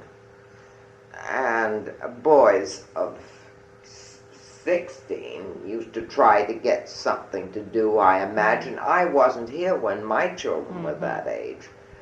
But I know where I was, the boys would try to get summer jobs. And I know that when he was 17, my eldest son got a job with an upstate New York telephone company and went out working to help set poles. Boys went off to work. And so there were not the young men around. And of course nowadays, since, well, you know, after this last war, everybody's been working in the summers and they want summer jobs and the college educations, the whole economic setup, that's what changes things. Did you notice the effect of the Depression on the rest of Newport when you were here in those summers? No, because you see, it wasn't so much the crash for the smaller people. It was those years of depression. And I left, you see, I wasn't around. So that's why I when I was doing this, I knew that, and I just thought I'd throw in a couple of those things. So you really weren't aware of the things the Civic Employment Association or any of those things that the town did for them. So, well, how about the Fall River line? Did you ever ride on that? Oh, That must have- yes. I loved the Fall River line. because when I was keeping house for my father, I used to come up on the boat and with a maid and the cook. There was always another cook in the summers because I only kept one in New York. And we'd arrive and get off. At the time it came in, I forget, I think it was about 4 o'clock in the morning. You could ride the Fall River line on up to Fall River and take the train down. But I couldn't be bothered with that, so I used to come and get off and be met by a taxi that I'd ordered ahead and get out to the house. And I'd had somebody in to clean the house, more or less, and so we get in and the maids and I'd make up a bed for ourselves and sleep a few more hours. And there was always, the old gardener would see that there was ice in. I didn't have a refrigerator in that house. Had an old ice room. The ice was put in a hole in the wall outside the kitchen, and that kept this whole cold chamber, like the old butcher stores, with a very heavy door on it and insulation all around it, and shelves in it. How neat.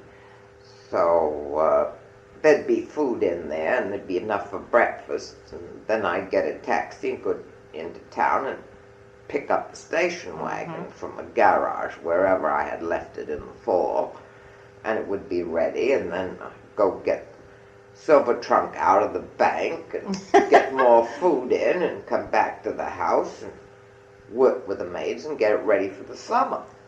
How many days later would your father arrive? He'd arrive on the weekend in the car. I see, okay. With a chauffeur to drive it and park the car up here. But I love the Fall River line.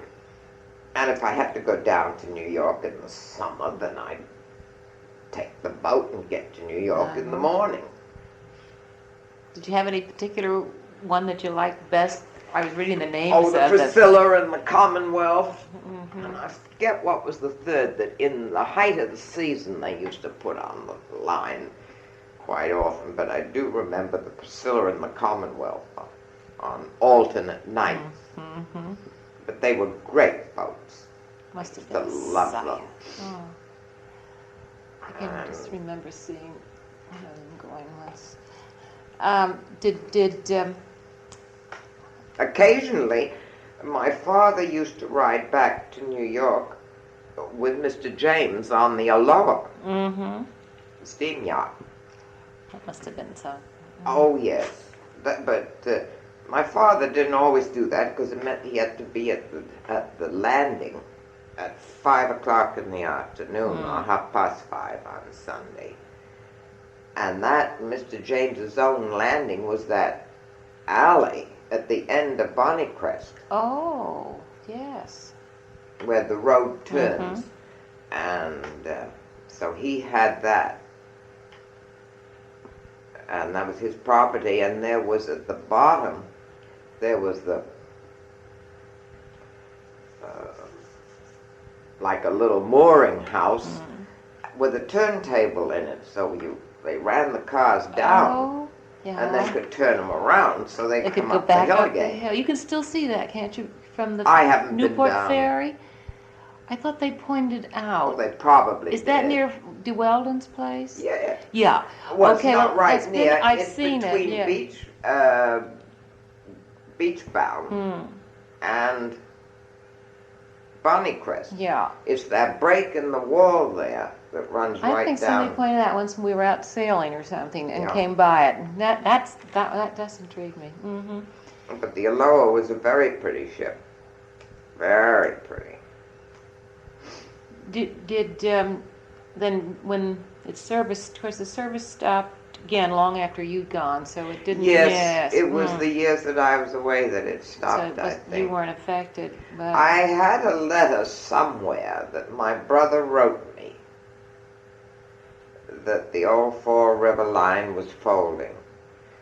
And I don't remember whether that was when I was in Romania or down in Peru. According to the notes, it was in 1937 that it Well, that's finished. while I was still out in Romania. So you were still there, Mhm. right. Was there any feeling that you noticed, of course, you didn't live close enough in a way, but that how people felt about the tourists that the Fall River line brought in? Was there any feeling that I there were don't- too much? Like Oh. today, you know how people complain about the tourists. Well, we didn't have that many. I wouldn't have think so We used- either. You know. There was a tram line that ran out Broadway, and there were always people who came from Fall River, and Sundays there was more traffic on the Ocean Drive. As soon as we had the Tin Lizzies, there were more people Yes, right. here. But a lot of the day trippers would come in and go to the public beach. Or they'd drive around to see how the millionaires lived. But it wasn't that Scared many. me. What time is it?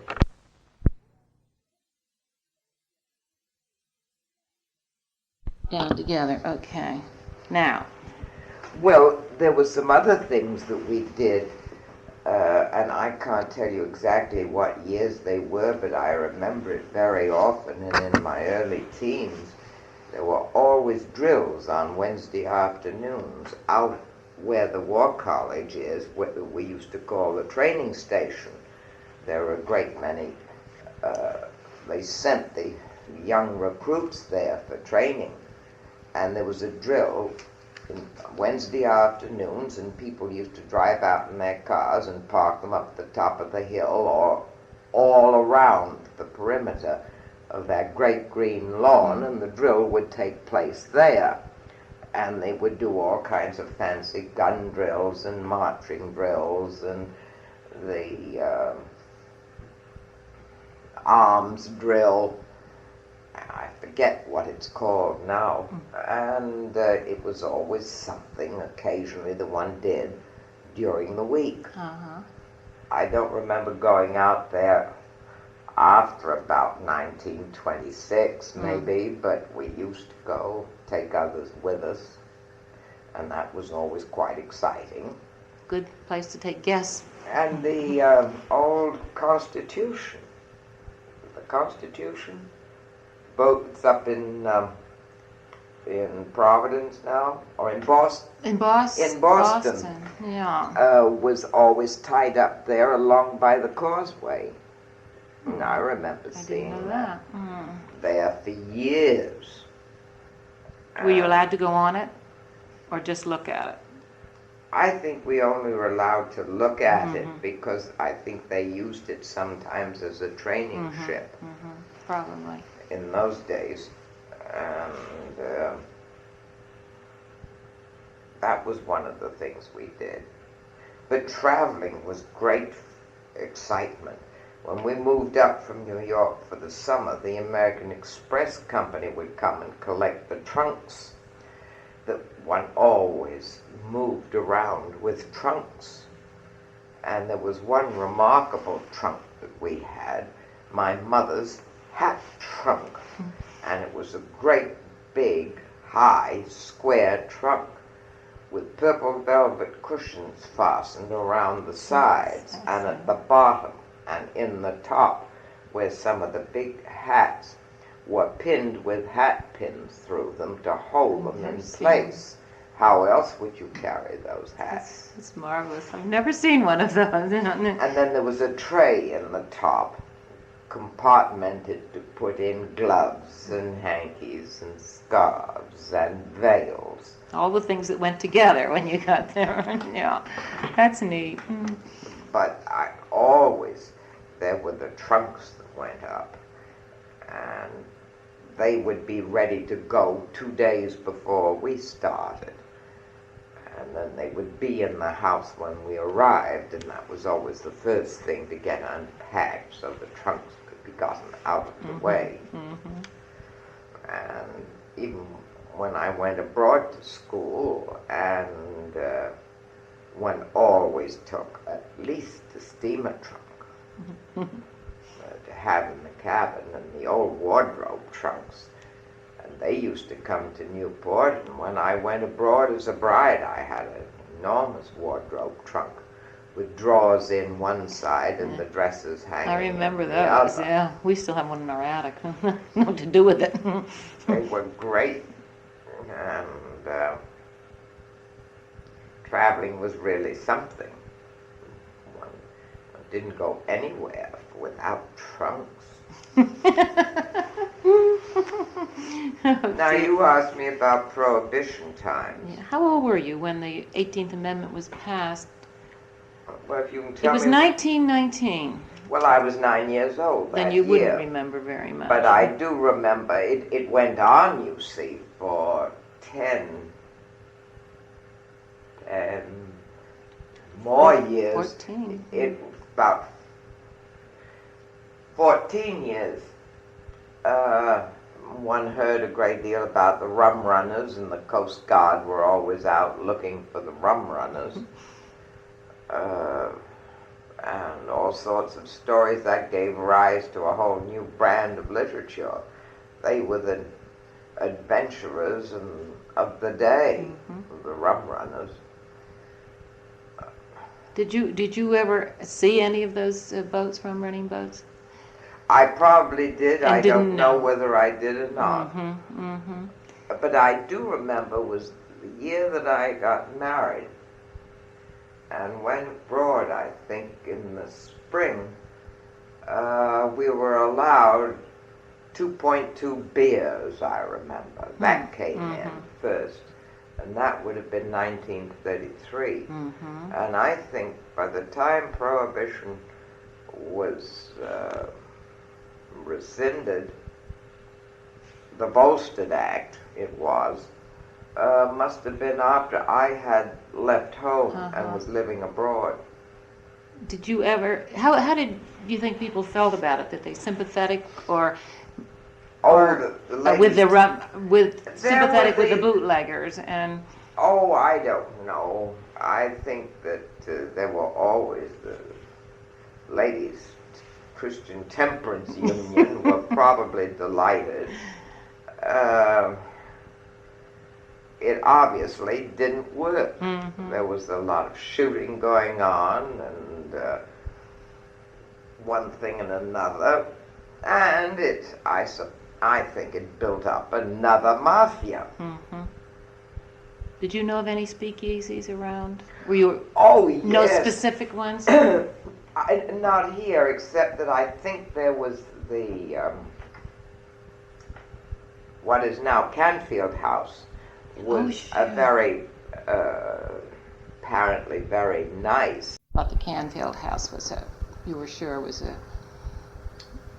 Is it going? Yeah. That's what I believe and was told at the time, I think. Because there were speakeasies and speakeasies. Right, first class and As others. a young girl in New York, as a debutante, there was some apparently so-called very nice places, but I never went to them because my father told me he wasn't going to have me getting caught in raids and kiting around, so I never went to them. Do you think there was any gangster influence felt here in Newport that were you aware of? I mean, even if it was, you weren't. I was not aware of it. Okay. And supposedly, Newporters used to go out and gather in liquor from boats that were sunk. And the question was, did you think the local? But again, you probably know whether the local police let them go ahead. I know nothing about that. It never crossed my mind or my ken. I remember a great deal of talk about Prohibition, the pros and cons of it at the time. But of course, you were going back and forth to two different places. Okay, how about the hurricane of 1938? Now, we've already touched on that your home, that you came up afterward. I came up afterward because I had just come home from 5 years in Europe. But I had come to spend a weekend at my stepmother's and went back to New York in my father's car that day, and I didn't like the look of the water in the morning. Mm-hmm. I have remembered enough, and I never expected what came, but I expected a very bad storm because we always had a bad storm in September, known as the line storm. And with an east wind for days and high winds and a lot of water all over the place. But this was something, and we crossed in the car on the ferry, and I thought I was going to be seasick. And I think I heard afterward that was the last ferry over. That day. And we left. My stepsisters were following us in a new car. And in those days, a car wasn't supposed to be driven more than 30 to 35 miles an hour when it was new. We didn't get started early enough, and it was blowing like the very devil. And I had the chauffeur put us in at New Haven, and I didn't want to go any further.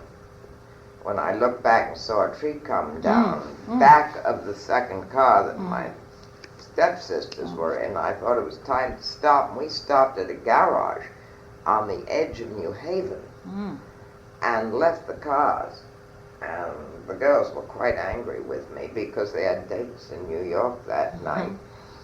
But we were able to snaffle a taxi, and I told my father's chauffeur, I said, you come to the Hotel Taft tomorrow morning, and we'll wait for you.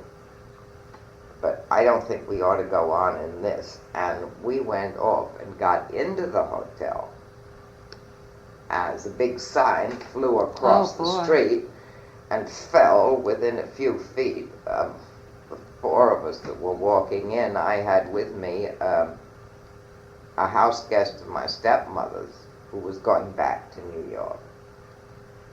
And we were able to book 2 rooms, and 3/4 of an hour later, the place was jammed, and people slept on the floor that night.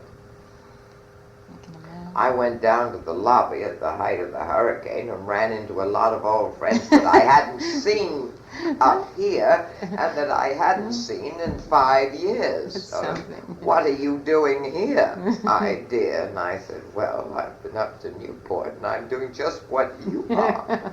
But it was a mess. The noise of it was horrible.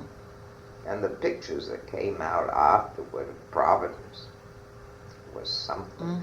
And I came back the following week and stayed at Kingscote with my friend Gwendolyn Reeves to go out to my father's house to see what it was like. And down there at Price's Neck, the high water mark was about 9 feet high in the living room downstairs. It was a very tall room. It was almost a 2-story room. And it was a mess.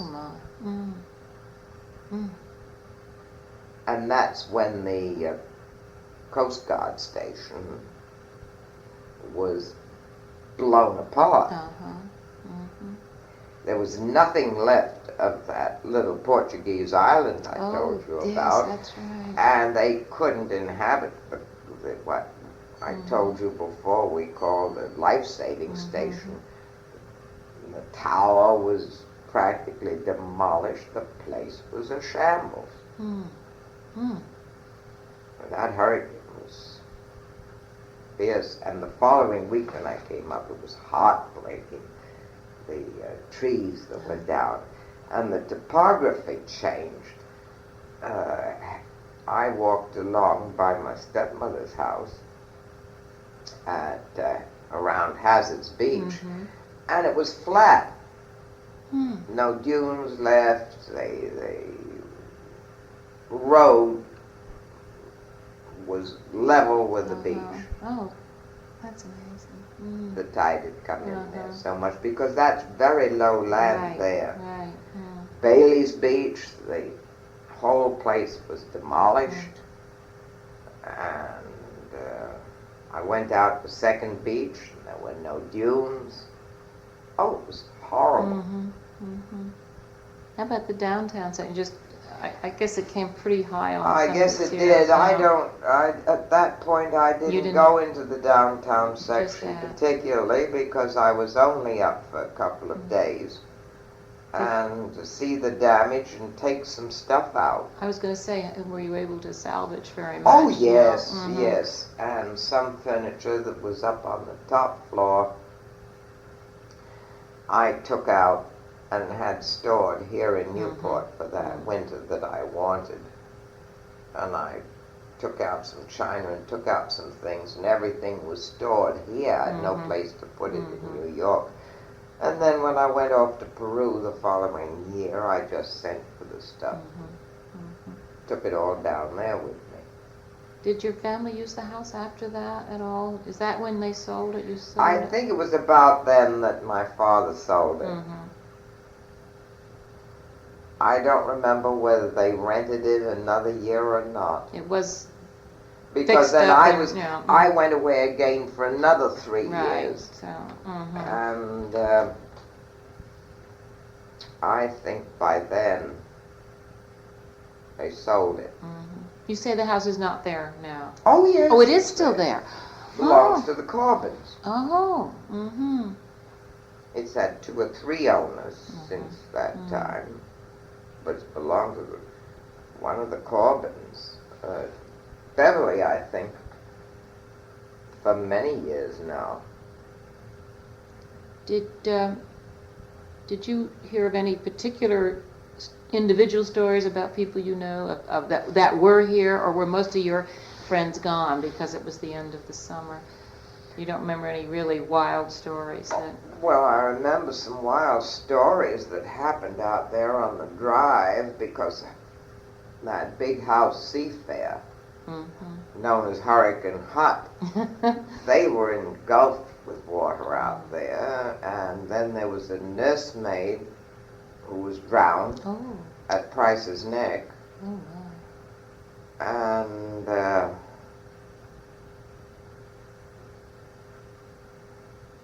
there was some pretty horrendous tales that one heard afterward, but that was after all nearly 50 years ago now. It's hard to believe that it's that 46 years anyway. Gosh, it's hard for me to believe. I remember it very well. Were you aware of any dramatic changes in Newport that were caused by the hurricane? Oh yes, they rebuilt a lot of places and changed them a bit, and that's when Bailey's Beach, I think, went in for cabanas, and the old wooden frame place came down, and they rebuilt it once, then they had another hurricane a few years later. That's and rebuild it again. Oh my, yeah. Each time they learn a little, I guess, and a little more sturdy. And yeah, but it was something. Now I know I've asked you this before, but I'm just double checking that you were gone all during World War II, right? Did you ever get here during that period? No. Do you know that any of your old friends who came, were they involved in the war effort here in Newport at all that you know of? I don't know, because everybody was hither and yon, and I went off to the Catskills, and so... So you don't even know whether most of the summer colonies stayed away during those years, you don't know? Oh, I think they were up and down, I'm sure. Just because I know certain ones were very active in some of the war effort in preparation for the summer, during the summers. Oh, I'm sure they were. Yeah, right. But you really have no first-hand experience of that period at all. No. How about the jazz festivals? I guess the same thing. No, because I read about them, and that's before I moved back here. Yeah, when did you say you came back, 72? 70. 70. Because that's just about the time they had the terrible time, and that was the end of them. Yeah. Well, and I wasn't here in the summers.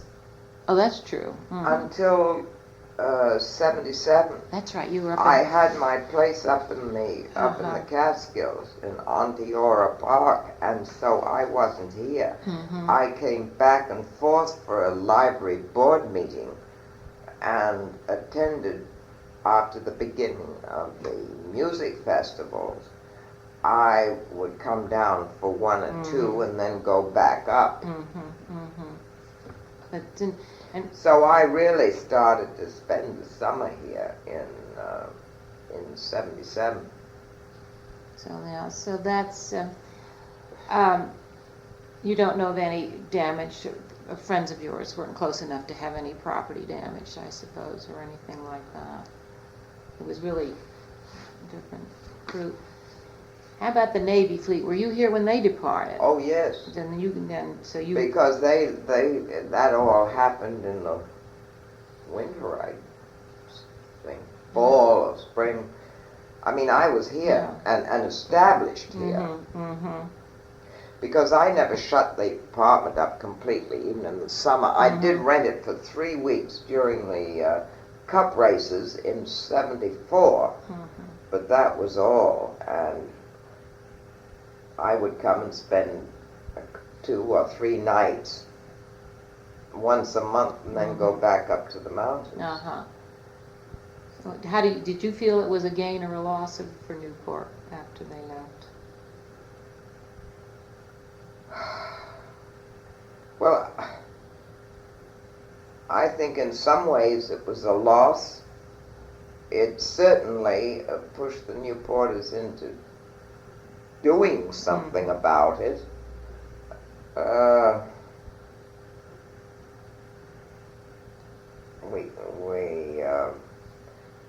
We have even more bars now. They used to talk about the bars of the sailors going in and out of the bars, but at least we had the MPs then that kept order. And there are more bars per acre here in Newport. I think you've got a point there. That nobody's mentioned that. But that's interesting. And the noise in the summer and the building down there on the waterfront is getting out of hand.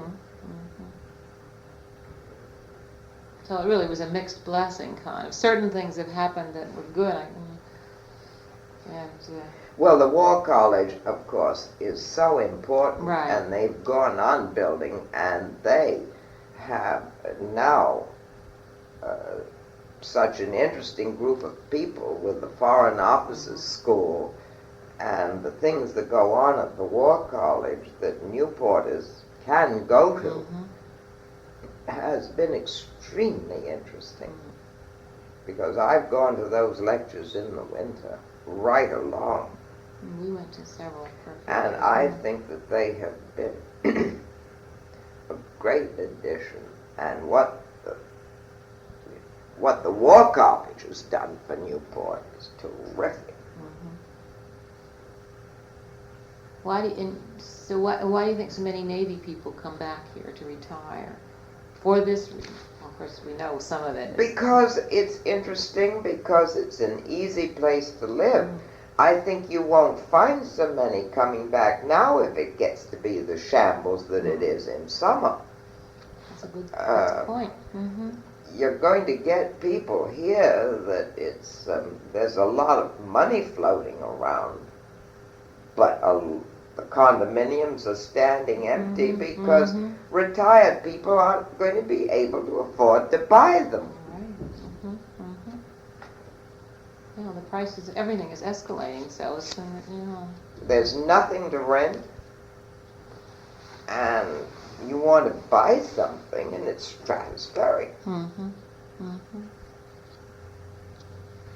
It'd be interesting to see what becomes of Newport. I think that we're really at the crossroads, if not beyond it, because there's a lot. There were great improvements up until about 78, 79. But since then, I think it's gotten out of hand. You're not alone. I think it's just really getting to be a worrisome problem to a lot of people. Now, how about the Newport Bridge and Ferry? Now, that came in, the bridge in 1969. That was the first bridge, wasn't it? Oh, was that the Newport Bridge? The Newport, not the... That's right. Yeah. The other bridge. I did come to Newport in '54 when my son graduated from St. George's. And that was the first time that I'd been over the Jamestown, Saunderstown, Jamestown Bridge. And that was great. It did cut off some of that business of trying to get to the ferry. Then when I came back to live, the Newport Bridge, I came up to look at an apartment in '69. And the Newport Bridge was new. When did it open? I just had 69. It must have been then in the spring. Yeah. And I think they said in here, because did you feel strongly about, there was a lot of feeling. I remember we used to come through, a lot of people were so opposed to that now at the time. But well, it used to be very annoying to rush across Connecticut Island from one ferry or from the Jamestown Bridge over to get the bridge and then find that you couldn't get on it, and then you'd have to wait a whole hour. I used to enjoy the ferry ride. Too bad you can't have both, the ferry when you want to take your time and the bridge when you're in a hurry. They're bringing back the ferries down in Hoboken, I understand they're going to. But, so how do you felt that it changed Newport, which is sort of self-evident, but maybe that's some of our problems today, that get in too easy. Well, Newport is still inaccessible. You're right. And you try to do it any time when the roads are crowded. And it's horrendous. And how about the restoration and development? Now, will you be here when they had the Operation Clobbered? That was just before, quite some time before I came there, and that was the beginning. I was told, when some houses, the beginning of the restoration. Individuals did it. No, yeah. Before Doris did. Were you aware of the historic value of some of these older houses in town?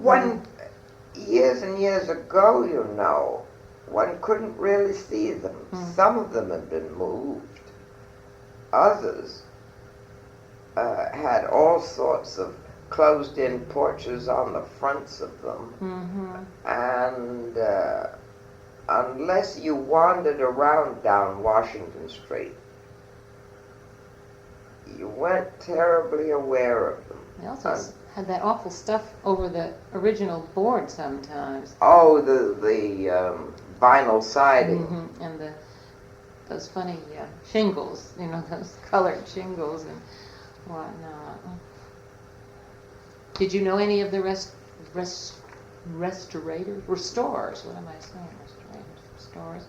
Do you know any of the people who got in on that first restoration business? The individuals? Operation Clobbered? Oh, I think I have met some of them that did it, and I did know the family of the girl that started it. Wasn't it Nadine Pepys? Spell that. Their last name. What was Pepys? That's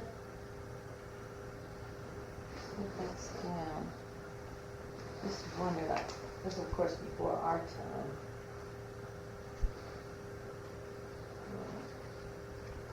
Oh dear. I should stop that a minute. America's Cup. And what are your earliest recollections of the series? I followed one America's Cup on a yacht. that belonged to Amar Johnson. His wife's family had owned Armsey Hall, which was at the corner where Hammersmith Road sort of turns around toward the Ocean Drive, where the big gate is that's blocked up now. And it was a lovely house. And it belonged to Charles Frederick Hoffman. And Marion Hoffman, who was about almost 10 years older than I, married a man by the name of Amar Johnson. And they spent the summers in her family's old house there. And it must have been the summer, it was one of the Shamrocks, old man Lipton's boat. And I followed the races, and it was the summer of 1930, I think. Must have been the summer of 1930. Yeah, that should be right. If you left in 33 to go...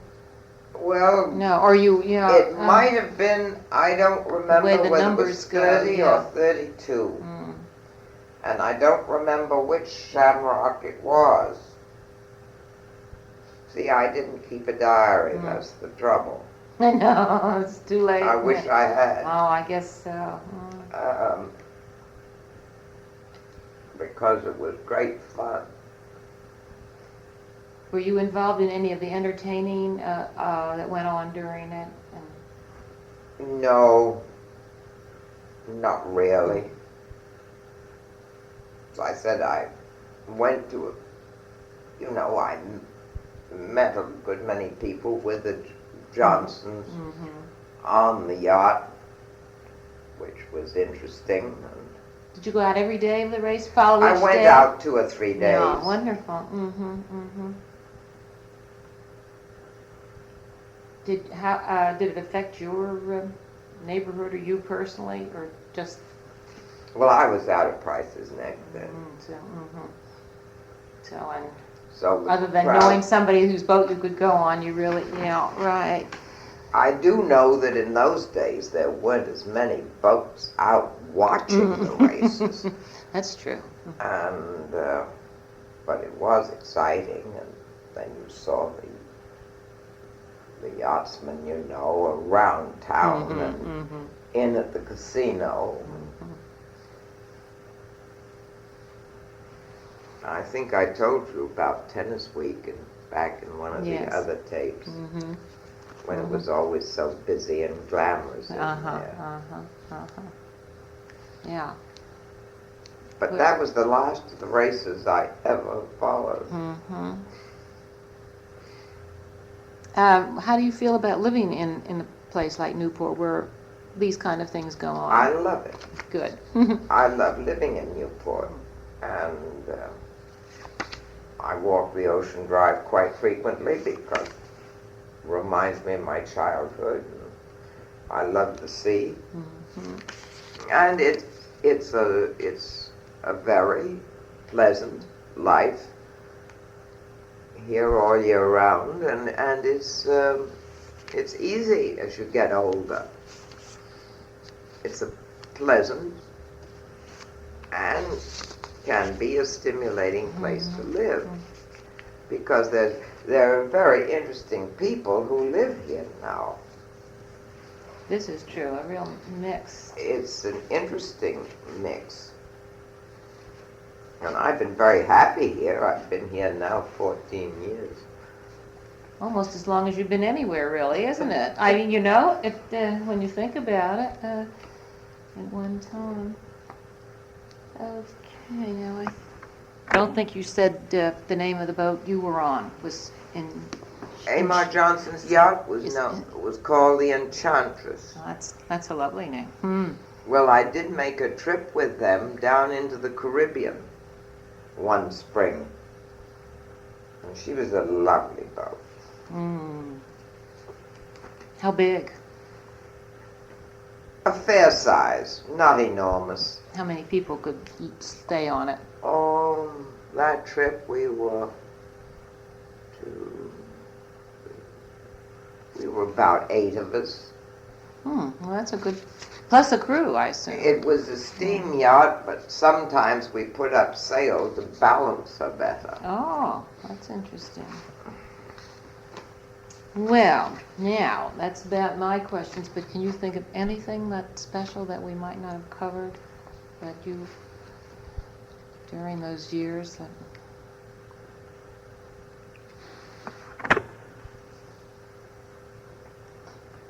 Seems to me there used to be more foghorns, but then I'm not living out at the On the water. on the water anymore. I do hear here, even here at the top of the hill, a foghorn from the harbor.